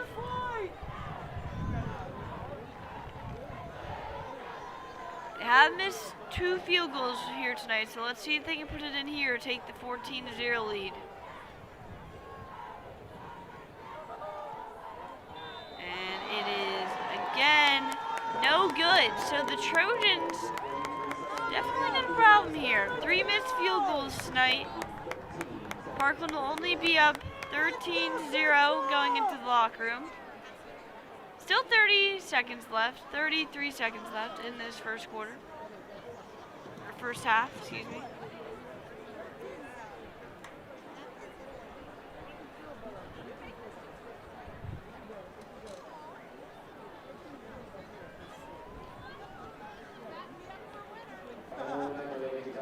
So great drive there by the Trojans. There was some penalties. We had a 4th down and long, and Cohen found his wide receiver Blake Nassery in the end zone for the touchdown. That put up the Trojans 13-0 to head into the locker room with a comfortable 2-score lead. 2-score lead.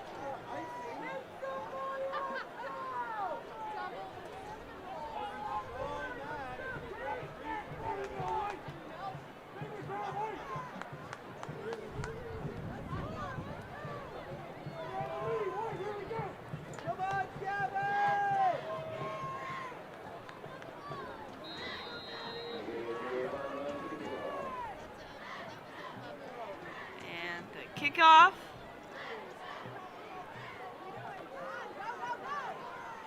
And a great play there by the Trojans. That was Liam Spain hustle down there and make the tackle. And Central will have an opportunity to maybe do something here with 30 seconds left until they head back into the locker room.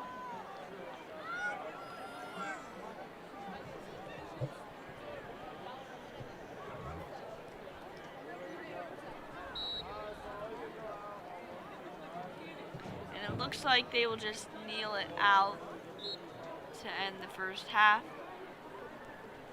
Again, Parkland is up 13-0 in our first half of play. A very tight first half here. Both defenses looking amazing. Parkland's defense shutting out the Vikings in the first half. A touchdown at the end of the half to Cohen to Nassery. That'll put the Trojans up 13-0 in the first half. Nassery and Cohen connecting on a lot of plays here tonight, looking like a very dynamic duo. And we will have a long halftime here, 30 minutes, because we have the floats and the band, and enjoy all the homecoming festivities. And hopefully this festivity will be fun with the Parkland able to pull it out. And we will send to the band.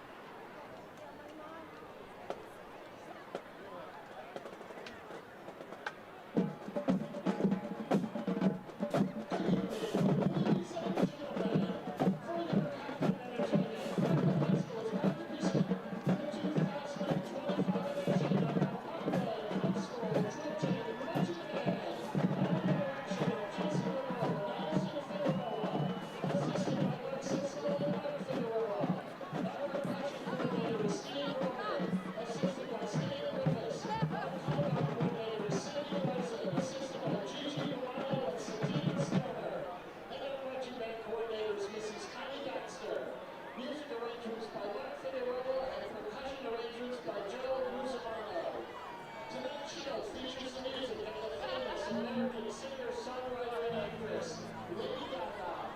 Famous for her distinct fashion and over-the-top stage performances, her music blends pop, electronic, and dance. Our show includes Poker Face and Bad Romance. And now, under the field direction of drum makers Andrew Rivera, Alan Sistrom, and Alan Meyer, put your hands together and get ready to rock as the Parkland High School Trojan Quartet presents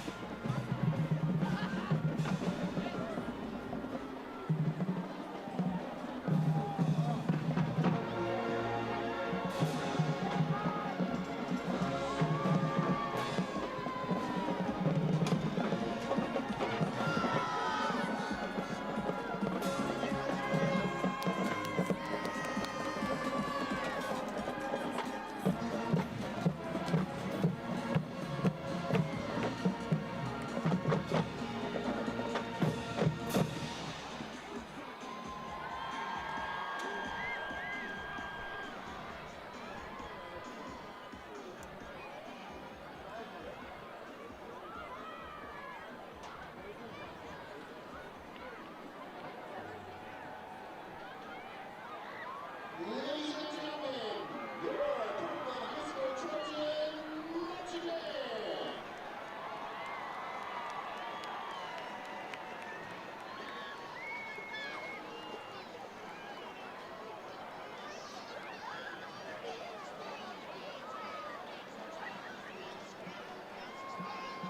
Welcome to Parkland High School's 25 homecoming. Cheerleaders coming around here in the front. Aquanauts. Life of Pi, Hindu American Student Association.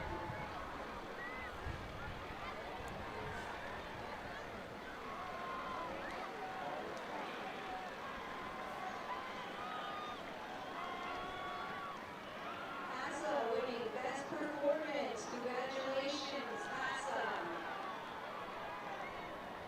National Honor Society approaching the front here. They win Best Set. Congratulations, National Honor Society.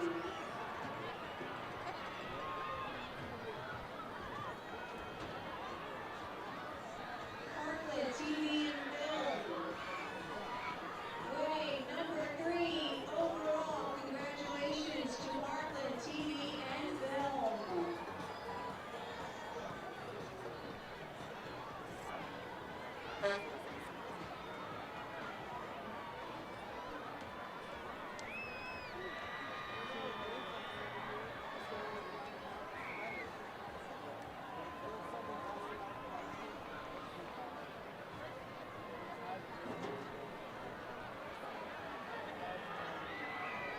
UNICEF Club approaching our front here, winning Best Message this year. Congratulations to UNICEF.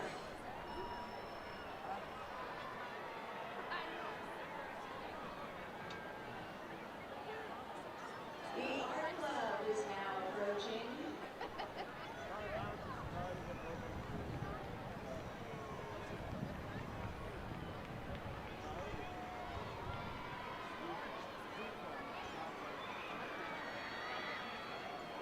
Senior class approaching with SpongeBob. Number 2 overall, SpongeBob. Congratulations, senior class.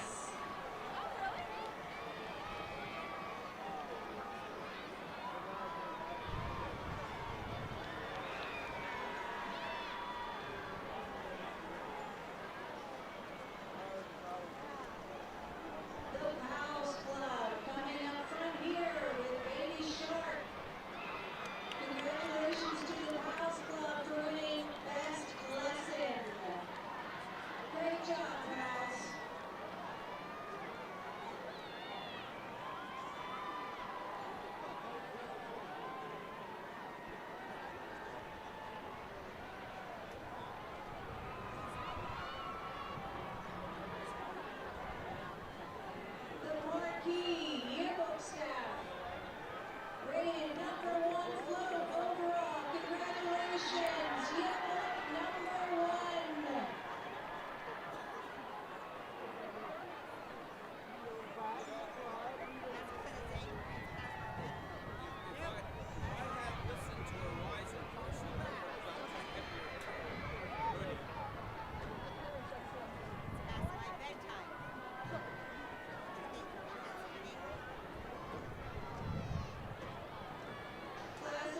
2027 now approaching.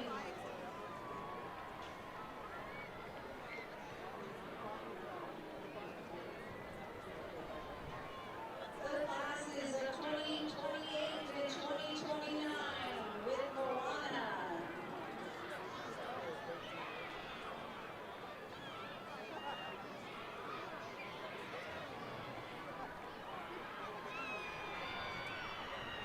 The Key Club, fast approaching here with Shark Tales.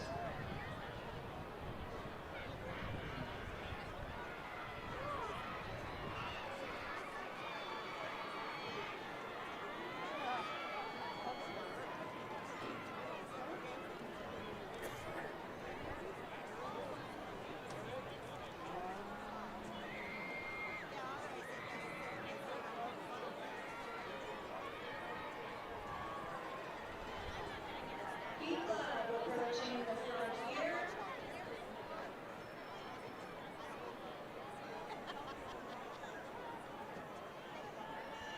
The German Club and the Leo Club.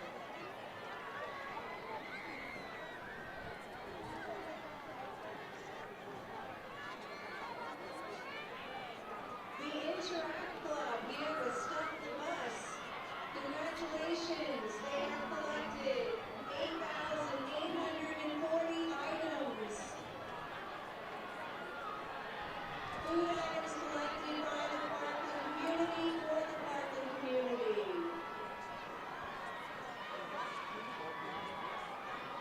The dance.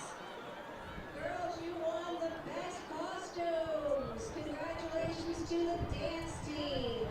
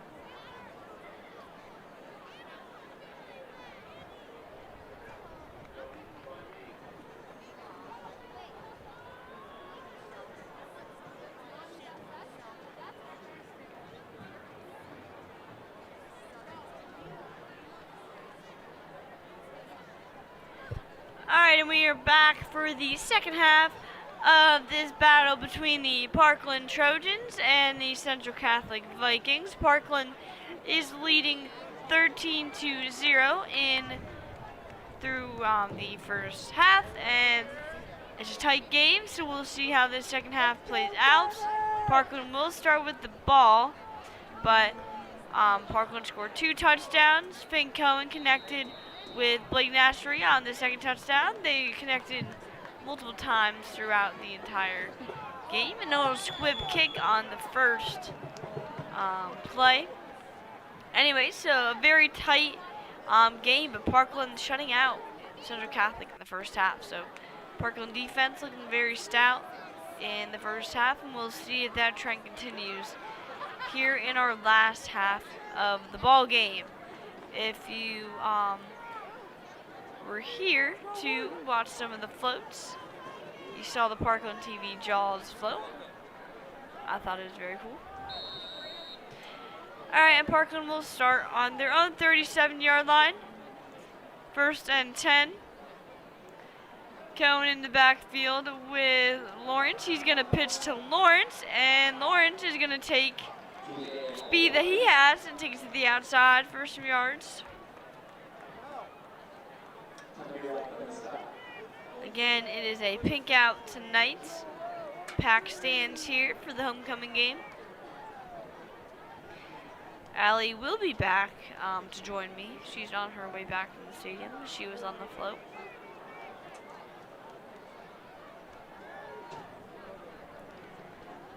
So 1st down and 10 for Cohen. He's going to hand the ball off again to Lawrence, but not a lot of real estate there for him. So that will bring up 2nd down and 10.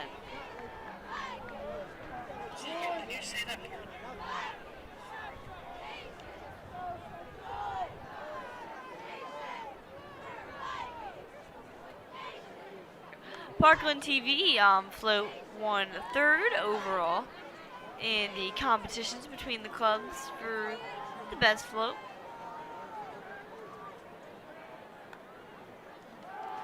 Cohen is going to drop back. He fires, and it is complete again to Cohen's favorite target tonight, number 8, Blake Nassery, for another 1st down. Those two have a strong connection here tonight.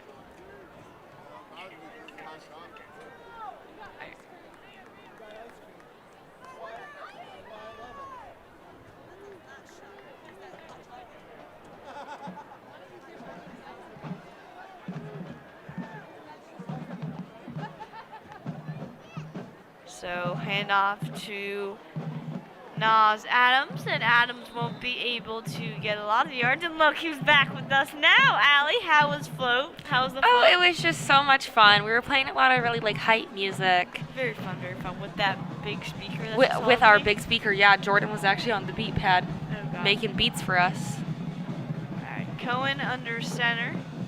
He is pitching it out to, oh, and it is a pass from Lawrence to Nassery, a little bit of a trickery play there. And that will give the Trojans the 1st down. Sorry. It is almost trick or treat. So, are you guys disappointed with their plays? Are we happy with that? I think we all would have hoped for 1st because of our shark. But, you know what? 3rd place is good. It's good. I like it. I think you guys... Yeah. In my opinion, I liked yours and the one that won, to be honest. Who's won? I think it was the yearbook. Who got 2nd? I don't know. Anyways, Lawrence out to the outside. Will he get into the end zone? He will not, but he did get the 1st down, so that will set up a 1st and goal for the Parkland Trojans. Just short of the end zone. Again, Lawrence was the one who threw it there on the trick play, 2 plays to go.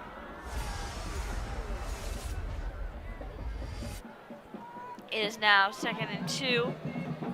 Or no, that's wrong. It is 2nd and 2 with 4 yards to go. And Lawrence is going to be swallowed up right away by the Vikings. And that brings up a 3rd down.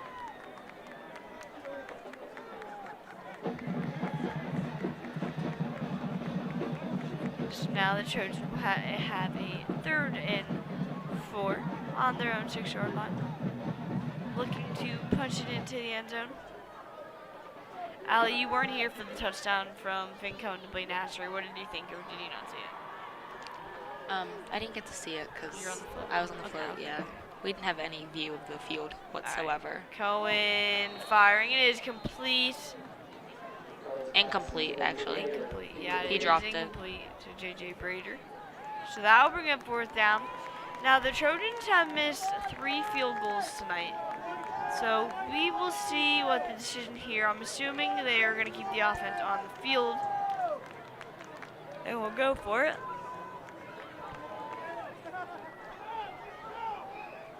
And I was wrong. They were going to bring their kicker on the field.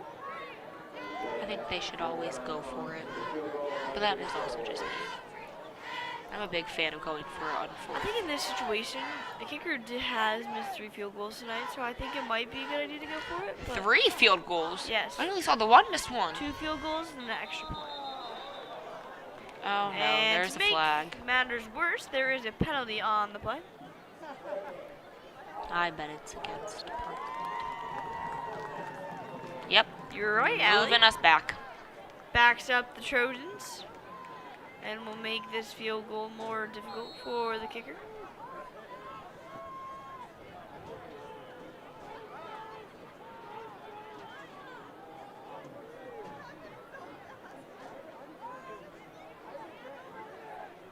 And the field goal is good. So the Trojans will put some points on the board. Beautiful kick there, getting his confidence back. And the Trojans will extend their lead 16-0. Again, we saw a great trick play there. It was a pitch to Lawrence, and then Lawrence threw the ball. And they were able to get to the red zone, but they never were able to punch it in, so they settled for a field goal. With that is how we came to 16-0.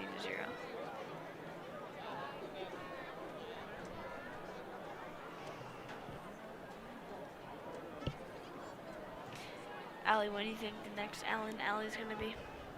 Actually, I know when the next Alley in the Alley Okay, is going to when be. you know.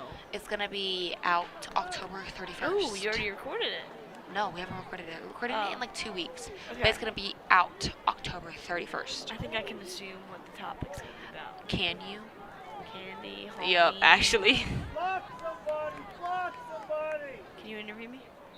Hit him!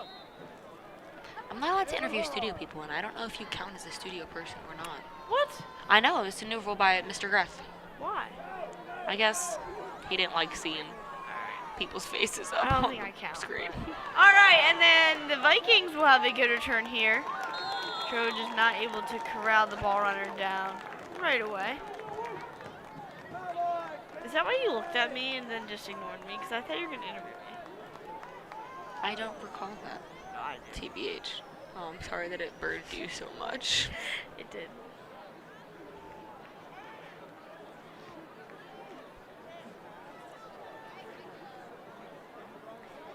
How many alley and alleys are we looking to get out this year? I'm gonna try and do 2 every month. 2 every month. Yeah. Hoping I can come up with enough ideas. I think you can. Hopefully. I believe in myself.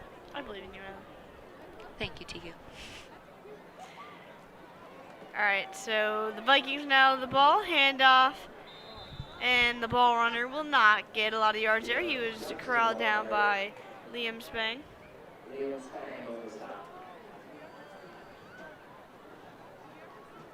Now bring up a 2nd and 8 for the Vikings.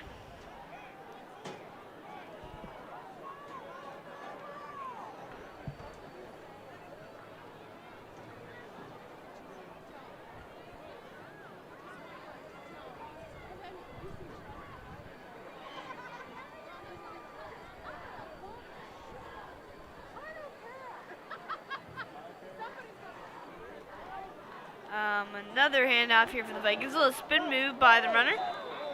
But there was a good tackle there by Jackson. It almost looked like a wrestling move there. He went right over him. Yes, Tegan, yes. Thanks for agreeing with me this time, Allie. And it will bring up a 3rd and 4.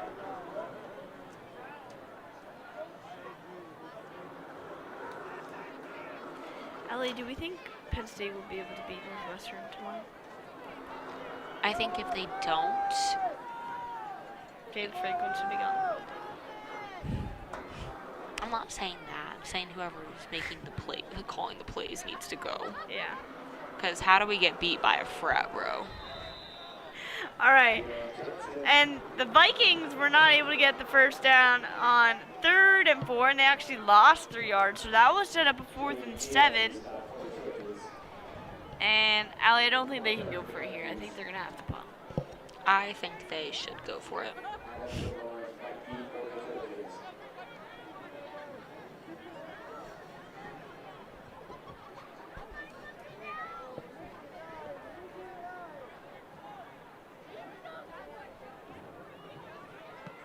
And the punt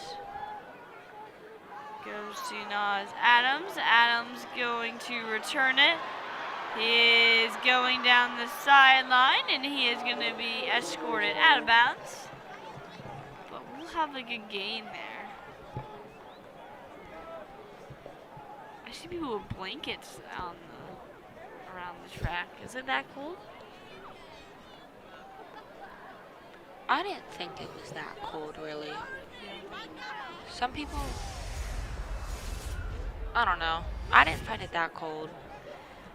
So we will see the beautiful return here by Nas Adams. He takes it, bunch of Vikings around him, but he turns on the engine to go for some yards.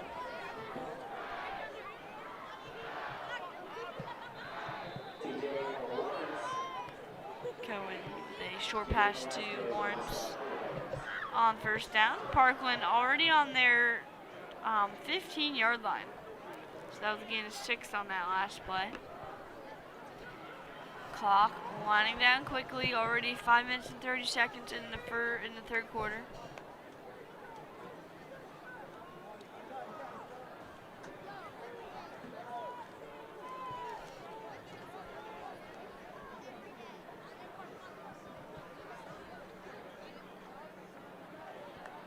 Second and 4, Cohen firing to JJ Brader. He's going to make a quick cut to get the first down and juke out the central defender. So the Trojans will now have 1st and goal. They have 9 yards to go to reach the end zone.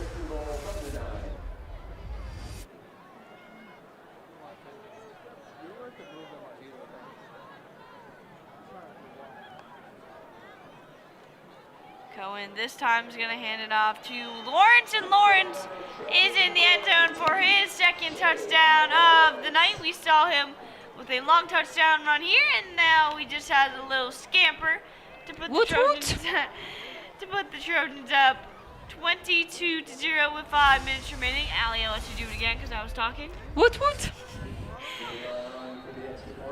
Again, a great run there by Lawrence to punch it into the end zone.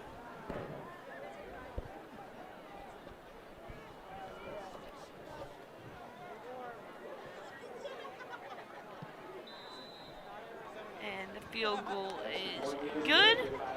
So the Trojans, with a little more comfortable lead here now, are up 23-0. Again, a shutout so far in this game. Trojan defense not allowing the Vikings offense to do much. They had me stressing a little in that 1st quarter, I must say. But hopefully we get back on track. Yeah, they got the interception, didn't let them get in the end zone, so they came up big. Yes.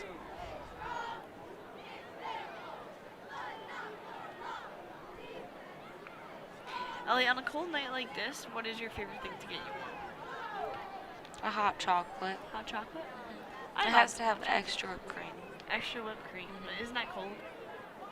But it makes Because sometimes hot chocolate is just too hot to drink.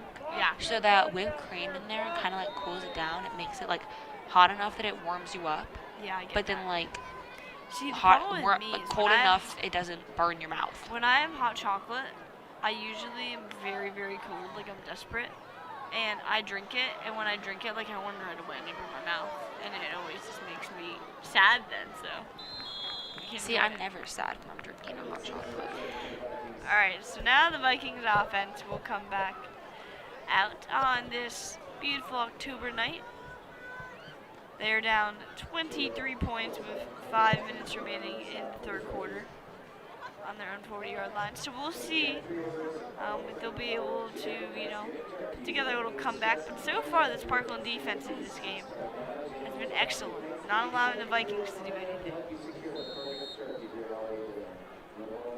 Elliot, is there any winter sport that you're most excited to see? As the winter sports practice starts in a month and 4 days is the first practice for all winter sports.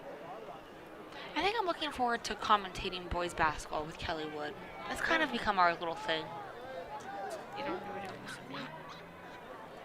I will always miss this, Tegan, as this is my last year doing this. But it'll All right. also be my last year commentating boys basketball with Kelly Wood. So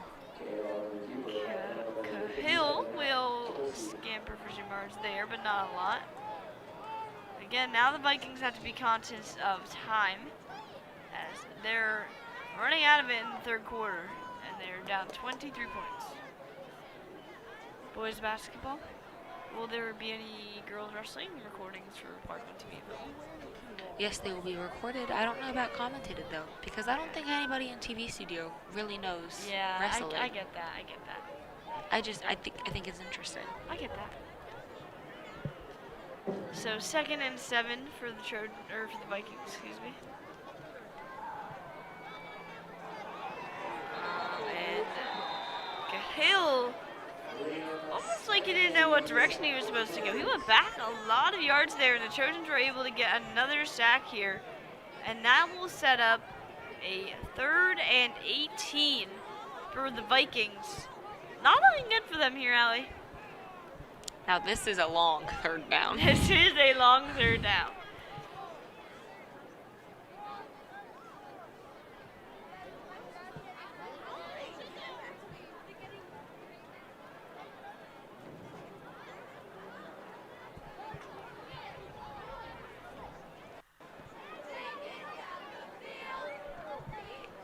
Hill is going to drop back on 3rd and 18, and he's going back even more. He's in the own end zone. He's going to have to throw it away before something bad happens. He does, and he just throws it out of bounds, but there's a little scuffle there, and the flags go flying. I like a good fight. Makes things more interesting. That's why I like hockey so much. You like hockey? I do like hockey, yeah. Big Colorado Avalanche fans. TJ Lawrence is hyped up from the little fight. You know what? I would be too. Looks like it's broken up. Oh, the coach came out on the field to yell. Oh, this ain't good. There are penalties on the play, so we'll see if that affects the Trojans or if they're able to get the ball back. The coaches are having a little scuffle. I hope we zoom in on them. Oh, looks like we're not. I don't think we will. That's a shame, truly.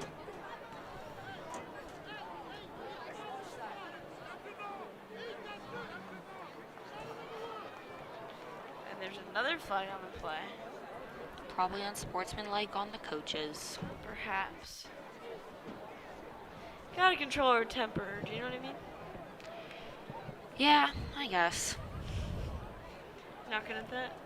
I don't think physical violence it should be allowed, but like a nice little screaming match here or there.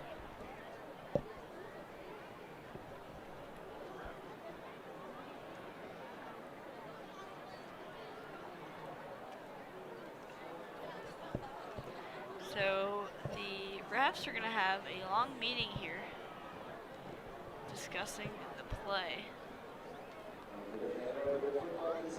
Allie, what would you do in this situation? Who would I be in this situation? The refs. That's right. Ooh, that's the thing, because I don't know like what started the fight. So How am I supposed to make like a judgment call if I'm not aware? You're right, you're right. I know. I always am.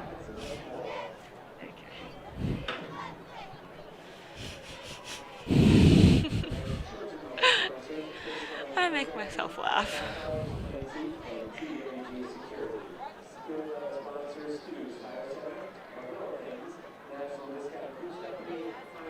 Sort of looks like the Parkland team is staring down Central.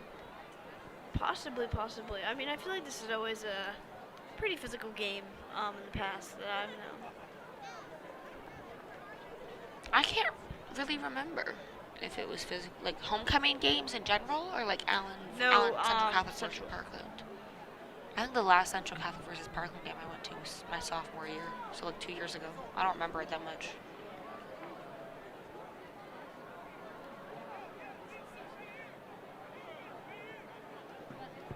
We're still discussing, so this must not be very good. I wonder what's gonna happen. I mean, eventually we'll see the end result of this, right? I just wonder how long it's gonna take. Golly. You have to make your bedtime tonight. I do have to make my bedtime tonight. I'm tired. I gotta get up early and go get flowers for homecoming tomorrow. I know. And also I gotta like paint my nails. It's a lot. Lots to do, lots of exciting things for Lots to homecoming. do, lots to do. Very little time to do it. Which is just a shame.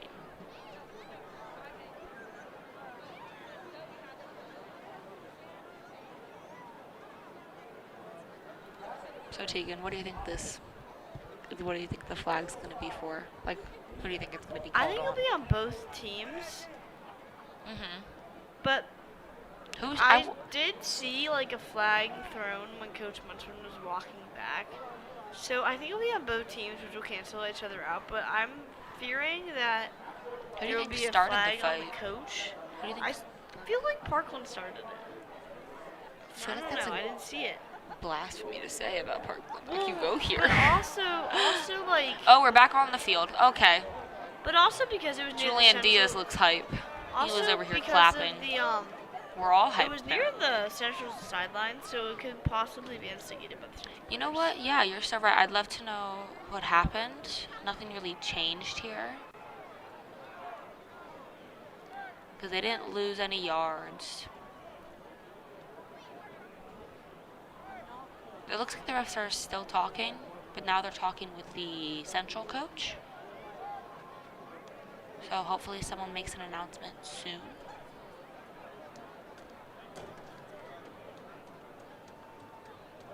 Oh God, look how far back the ball is going.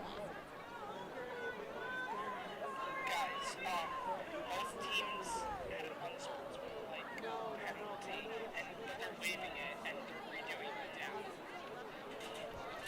So as both teams confirmed, okay, excuse me, as confirmed by Jack, our lovely director, both teams received unsportsmanlike penalties, but they were waived and they're just gonna redo the entire thing. Which kind of seems pointless in my eyes. Yeah, like why? Why are we gonna call the penalties then if they're just gonna, because they cancel each other out. So. Alright, so we will They only got 5 seconds to snap the ball. have They gotta deja go. vu and redo this 3rd and 18. They got it off in time, but barely. And now they will get the first Oh down. So my now, gosh. now the Vikings boost some momentum after picking up 3rd and 18. So that's why we do not call those flags. I guess so. They got a first down from it. He didn't seem like he ran that far.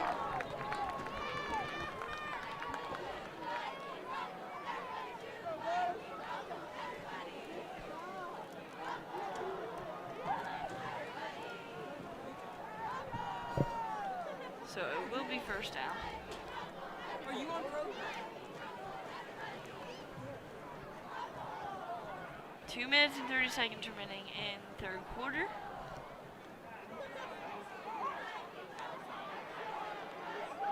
Another screen pass, but it will not go over the yards here. Oh And now no, there's a another flag on the flag play. Flag. Looks like it's going to be on. This game is getting very physical. I saw number 54 for Parkland, Julian Diaz. Looked like he was about ready to storm Central's little huddle. So, Maybe some words exchanged there. some harsh words towards the other team.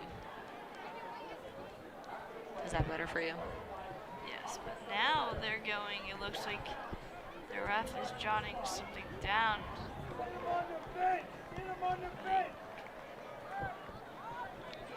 I want. Flag on Central because the Parkland Oh. players are clapping.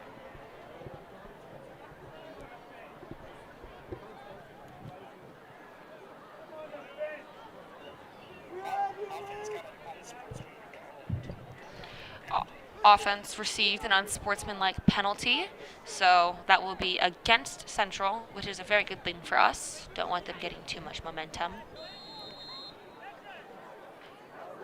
Again, this game getting a little chippy here. I like a good old chippy game. And you did disagree with me in the beginning when I said this was a rivalry, but Because I view Emmaus and Parkland as a rivalry, Becca and Central as a rivalry. This does not feel like a rivalry to me. alright. So Hill's gonna throw another screen pass to the outside that will try to make up for the 2nd and 19.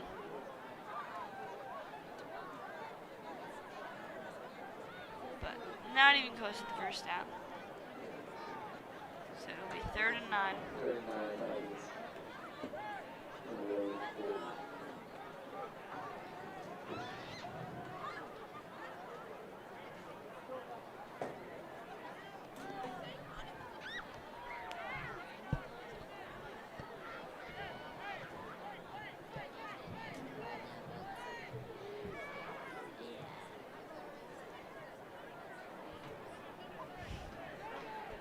So 3rd and 9. Cahill handing it off on 3rd and 9. And Central will be short of the first down. So Allie, do you think they'll go for it here? I want them to.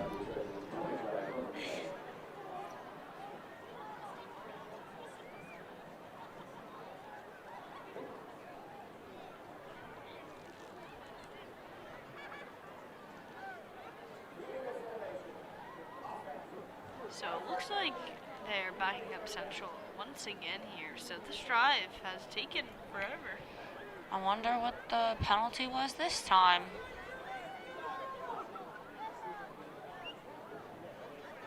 So it looks like they're going to redo 3rd down, so it'll be 3rd and 14.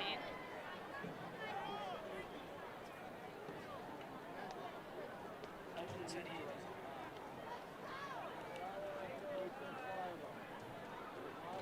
All right, so less than a minute remaining in the 3rd quarter.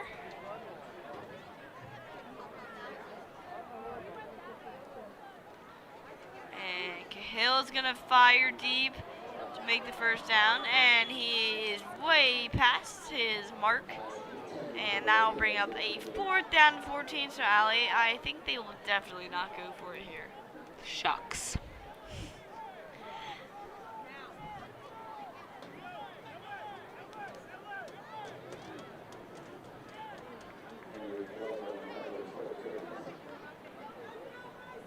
It was formation penalty, but that's so tempting.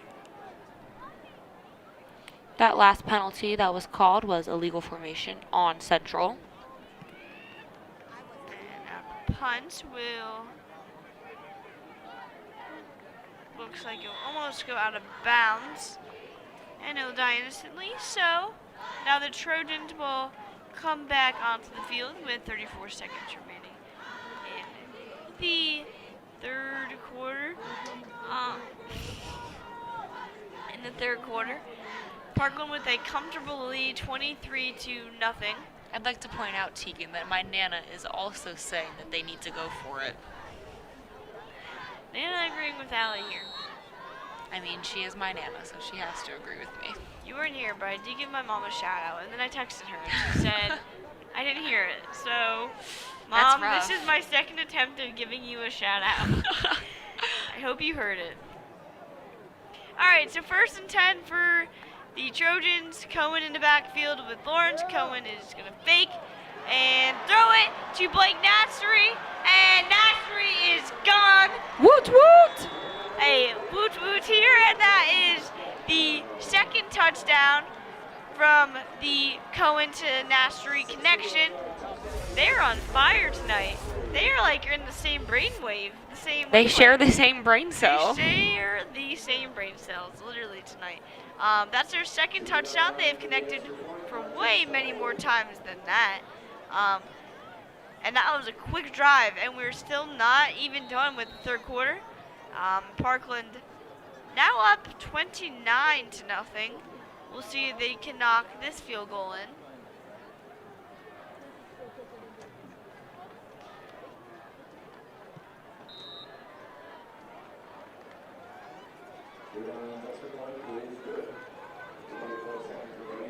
And the field goal was good, so Parkland will be up 32-0. Again, Cohen on fire tonight, finding Blake Nassery multiple times, 2 of them for touchdowns.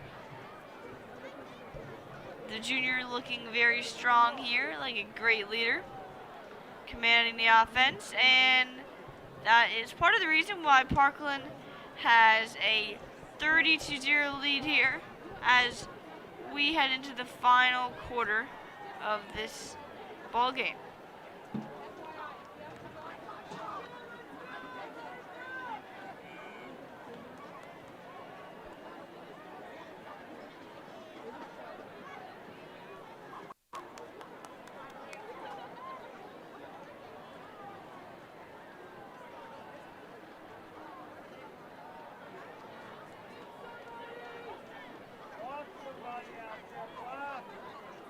It's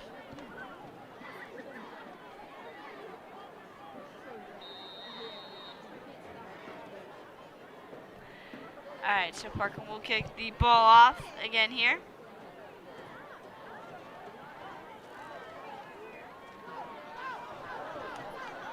And the Central player is going to get a good return here to about the 40-yard line. Allie, will this third quarter ever end? Seems like it's going to keep on going.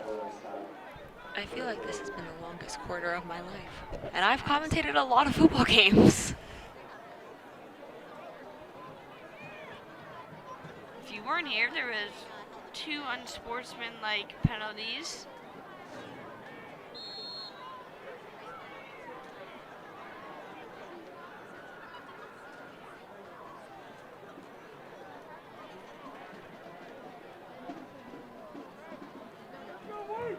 So now Central will have the ball with 16 seconds left.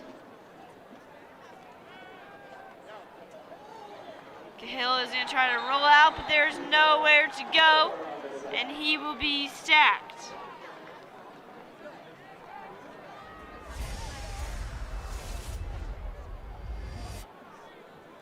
Parkland defense, again, looking outstanding tonight, and that, Allie, will throw us in to the final quarter of this ball game. And if Can I woot woot that? You think? Woot woot. And if there's anything, such momentum, Parkland has all the momentum right now on this homecoming night game.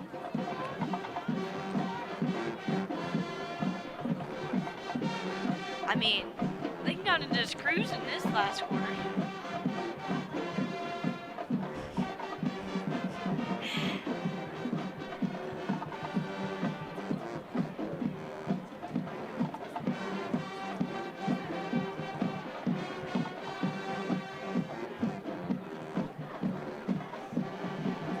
So Tegan, did your mom ever hear her shout out? She didn't. No. I texted her again. Oh. She didn't. So she had to rewind. But now, at least Nana heard us though. My so. Nana heard, and that's what matters. My grandma is in Wyoming right now. She's at Yellowstone National Park. That's so lovely. My Nana's in Florida, because that's where she lives. Very warm there, probably. Honestly, I'm not sure. She'd call it cold, but the rest of us would call it warm.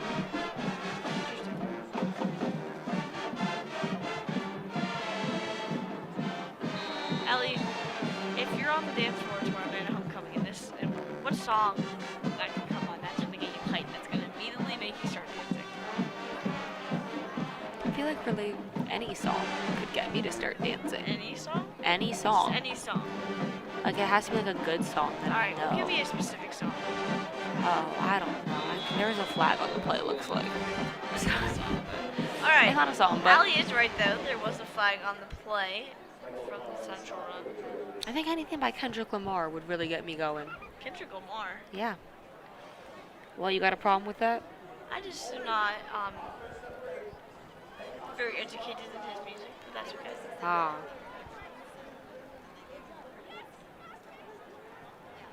And Central's going to be backed up, so it looks like the penalty was on them.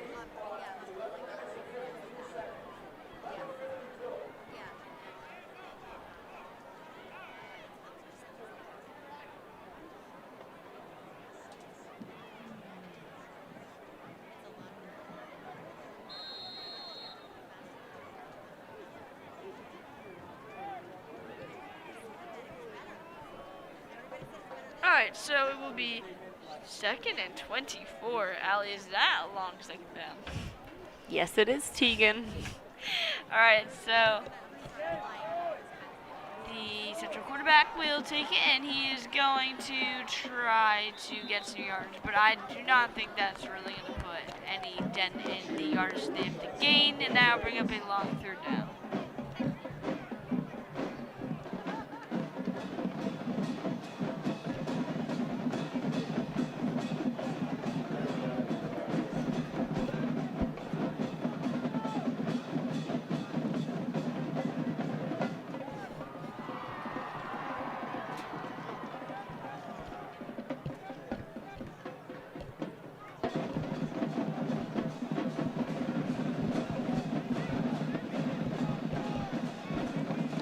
Alright, so 3rd and 11 here for the Central Catholic Vikings.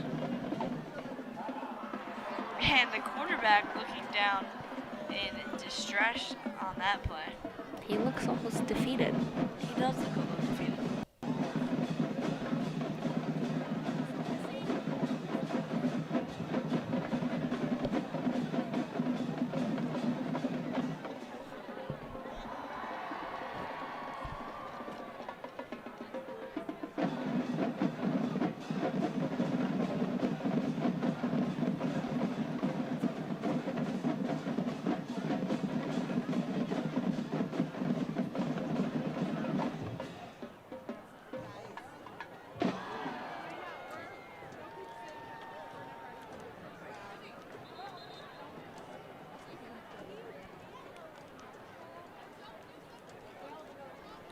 Alright, so they will come back out after a timeout. So do you.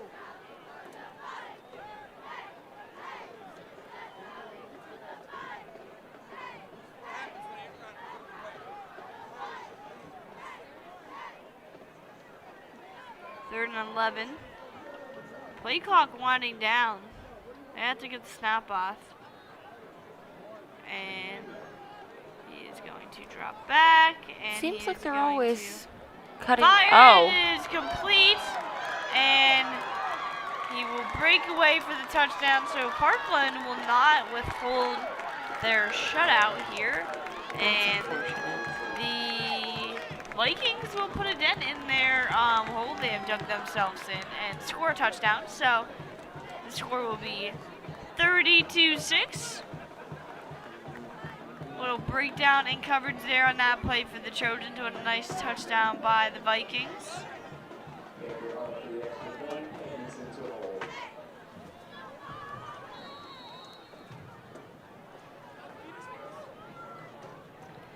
Very unfortunate, Allie. That is not a woot-woot moment. Definitely no woot-woots for that. I'm sure it'd be like a woot-woot if you were a Central fan, but I am not, so. Field goal's good for Central, so that makes the score 30-7.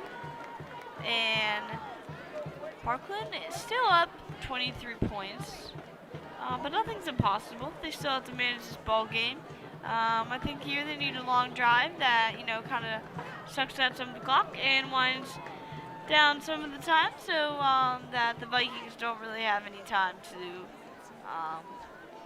make a comeback.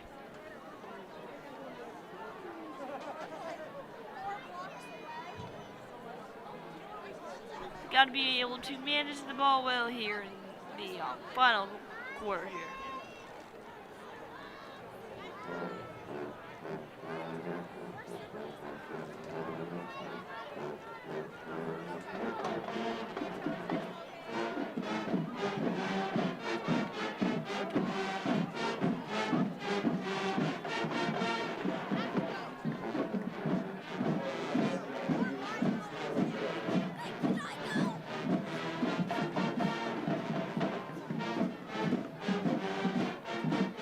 Alright, so Central will kick off.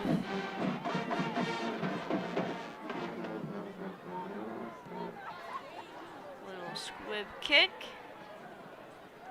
That now as Adams will return, he is trying to look to go to the outside, nowhere really to roam. And Parkland will start with the ball around the 40-yard line.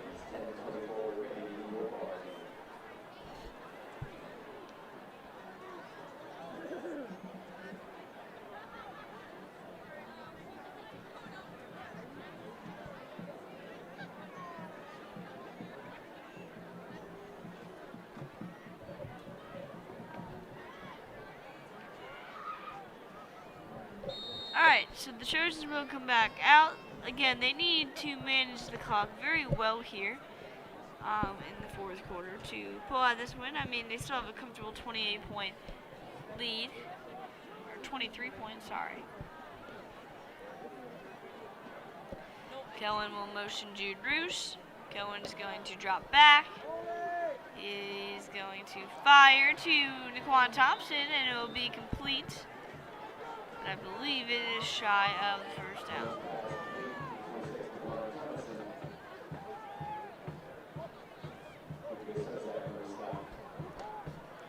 It is 2nd and 3.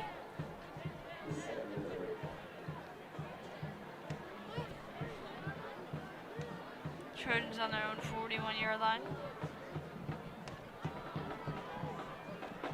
Another handoff to Thompson. Thompson, I believe, is able to pick up the first down and move the chains.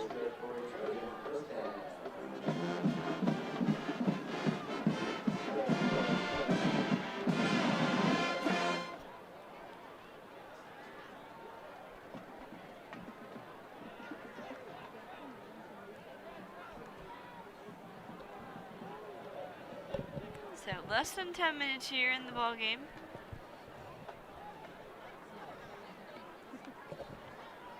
Cohen is going to drop back.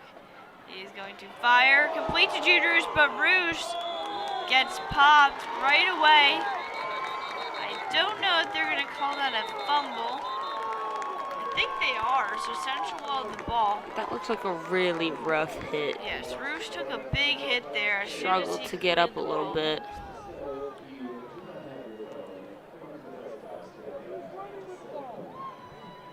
And they're going to call it incomplete. So they're going to say that Roos did not take 2 steps. To call it a fumble, because he got hit mid-air. Yeah, to call it a fumble, the receiver needs to take 2 steps and have control of the ball. So they're going to say that Roos did not have that. And the Trojans will get a redo on that, but Roos definitely shaken up on that play. So now it is 2nd and 10.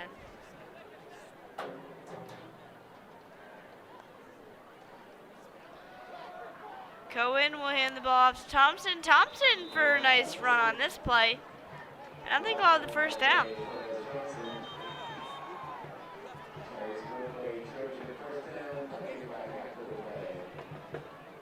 But there is a flag on the play.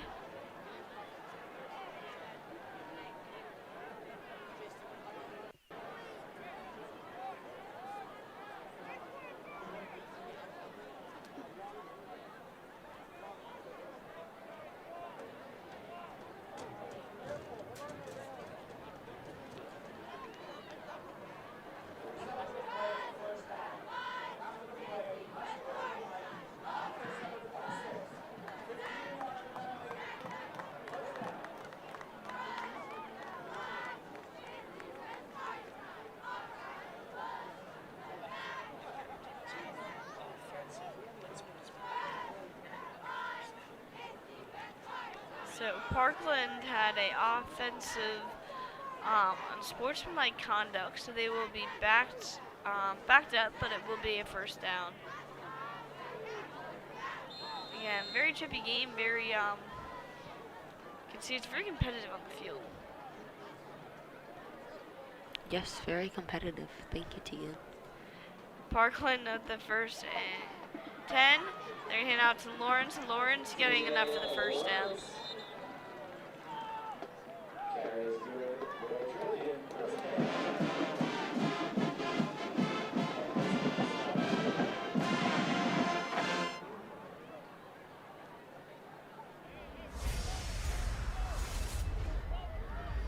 Yeah, tight.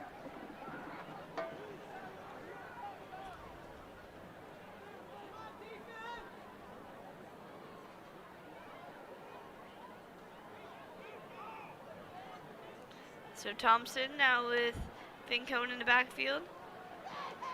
Cohen jumping to catch the snap, but he's going to Thompson. That will maybe be a yard gain, but nothing there for the Trojans.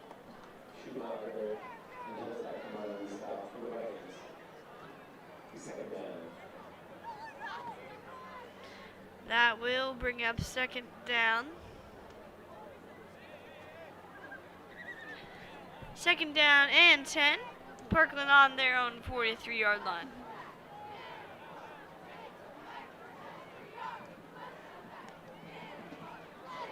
Cohen faking the handoff, firing. I had no idea where the ball was. Yeah, I couldn't see either, but it was complete tenacity.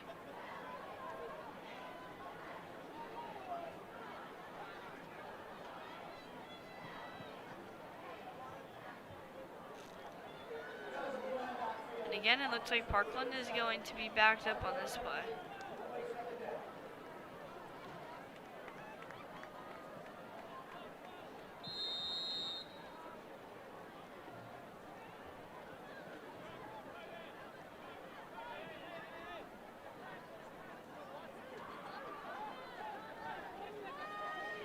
So second and 10 for Parkland on their own 28.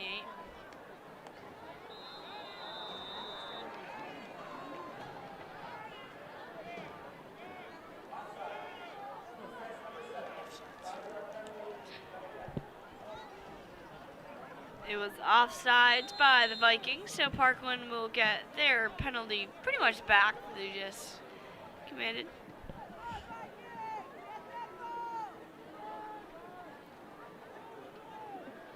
And now they will have a second and 10 on the 43. Hand out to Thompson.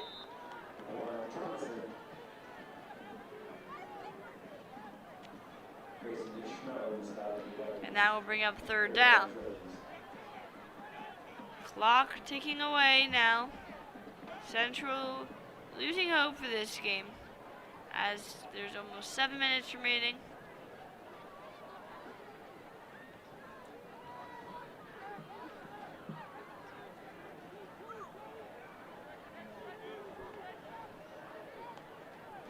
Cohen is going to hand it off to Thompson again.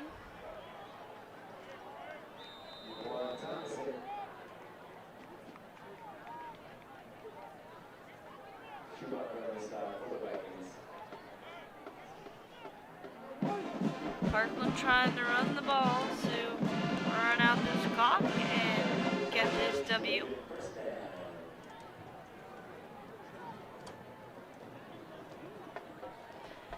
First and 10 on the 31-yard line.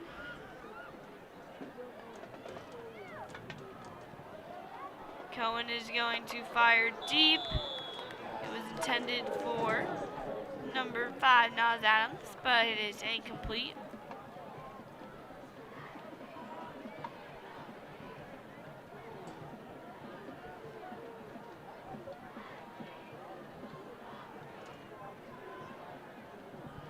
So that will bring up second and 10.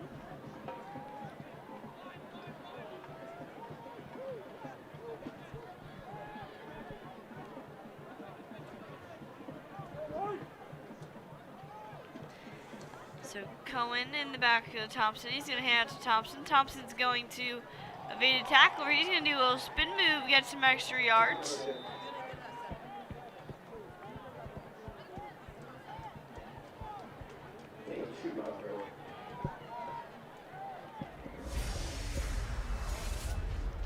Again, we see the nice run by Thompson. Thompson to the outside. Little spin move there to get the defender off him, and he's going to fight at the end. So now that was a gain of 9, so nice run there. We'll have 2nd and 1.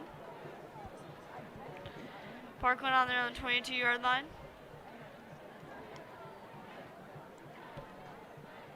Another handoff to Thompson, but that time nowhere to run.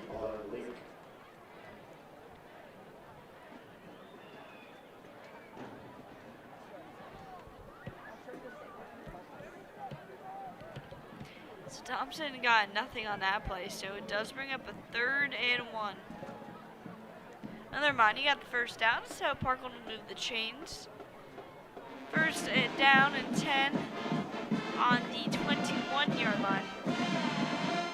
Parkland again trying to expand their lead, run the clock out, call it a night. Cohen's going to hand off to Thompson. Thompson, again, the defense collapsing pretty quickly on Thompson. Not a lot of room to run. So that'll bring up 2nd down.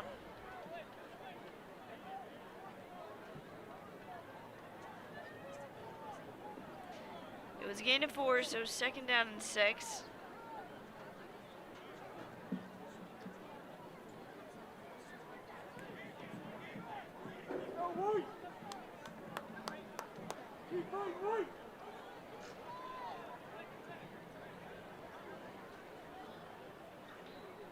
Second down and 6, Parkland on the 17-yard line. It is now a handoff to number 22, or 24, sorry.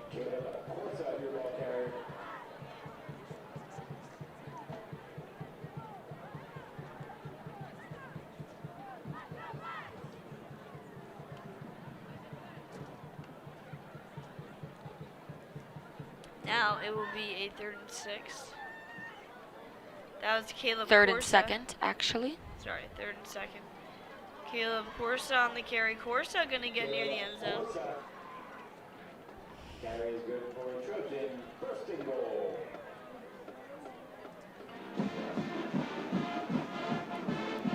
So Parkland really draining a lot of clock here on this drive. Cohen's going to hand it off to Corsa again. And the senior Corsa able to get into the end zone for this. Another Trojan touchdown. Woot woot. So Parkland will again expand their lead. That was exactly what Parkland needed. You see the touchdown here by senior Caleb Corsa. But that was exactly what Parkland needed. They had almost like 8 minutes remaining when they got the ball. They drug it down all the way to 3.5 minutes and eventually punched the ball into the end zone. So now the Vikings down 30 points. Really no hope for them. We can kind of call this game as it is. And, you know, the Parkland, road's looking good for them if they can get another W as it looks right now. The field goal was good.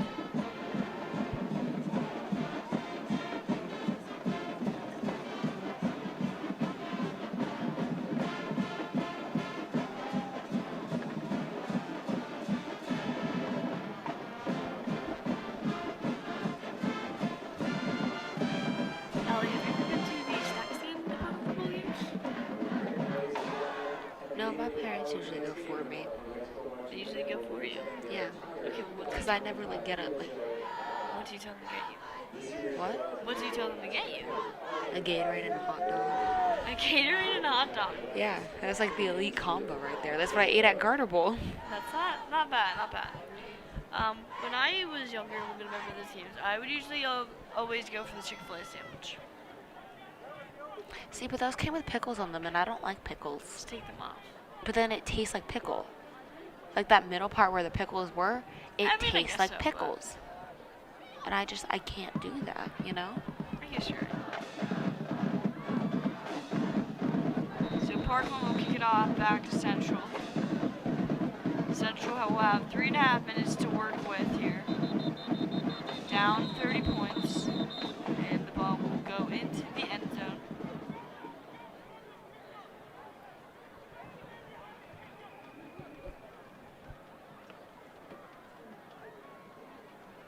It looks like they're lining back up again to do it again. Perhaps there was a penalty on the play. How unfortunate.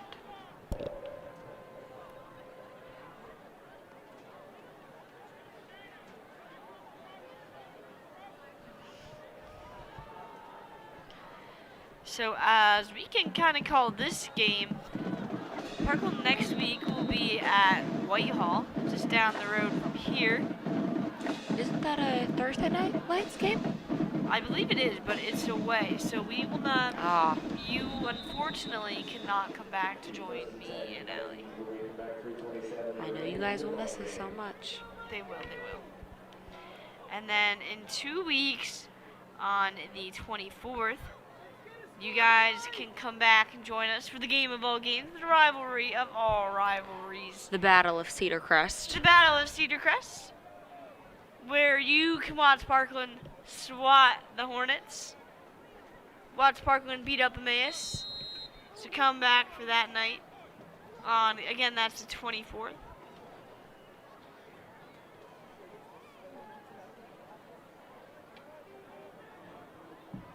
But for now, Parkland's still locked in on this game. But, in 3 minutes, we'll be locked in on the Zephyrs.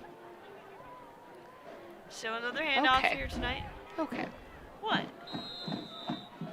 I don't know. A handoff here to start off this drive.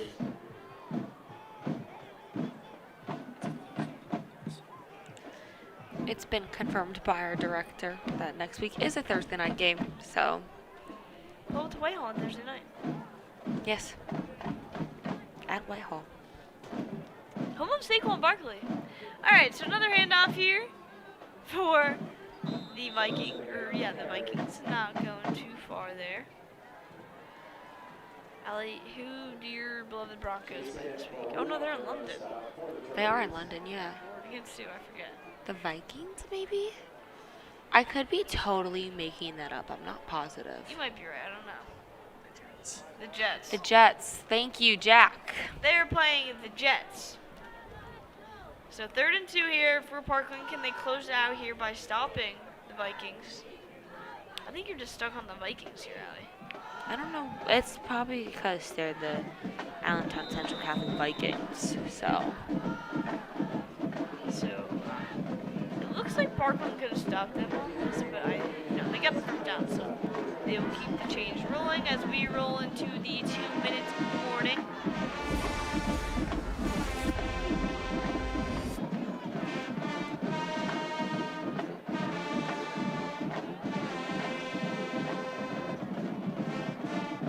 It's first down.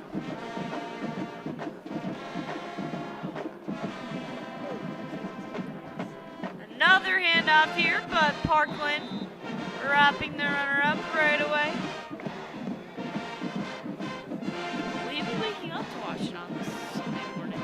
Is that late for you now? I mean, homecoming will have been the previous night. I, in fact, will not be up before 10 a.m., no. Just wondering. No, it's a valid question to ask. It's just like from homecoming, I don't get to go out and get food afterwards, so I'm not getting home till 12 a.m. And it looks like Woot woot! there is a fumble on the play, so Parkland will have the ball. And now I think we can just set up into victory formation and call it a night. Woot woot! That deserved a second. We see just a little mix-up here between the quarterback and the running back, causing Parkland to be able to scoop it up on the ground. Such a shame. Such a shame for the Vikings. I know. Josh, you have to. Come on, Josh. Oh, we're still playing. Okay. Yeah, there's Well, a good play. Are they? Do you think they're just gonna take the knee thing like they do? Yeah. Okay. That's what victory formation is. What I actually did not know that. You learn something new every day. Yep. How lovely. So they're going to send the sophomore quarterback in to kneel it out for the last 2 plays.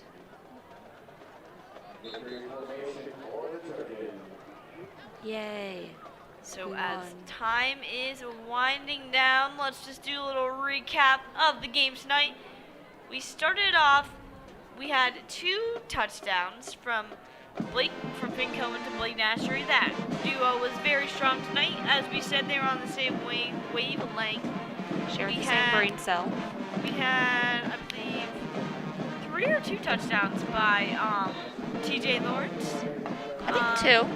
No, yeah, 2 touchdowns. 3. We had 2 touchdowns by TJ Lawrence, 2 touchdowns for the connection of Finn Cohen to Blake Nassery, both on the basketball team, by the way. Yes.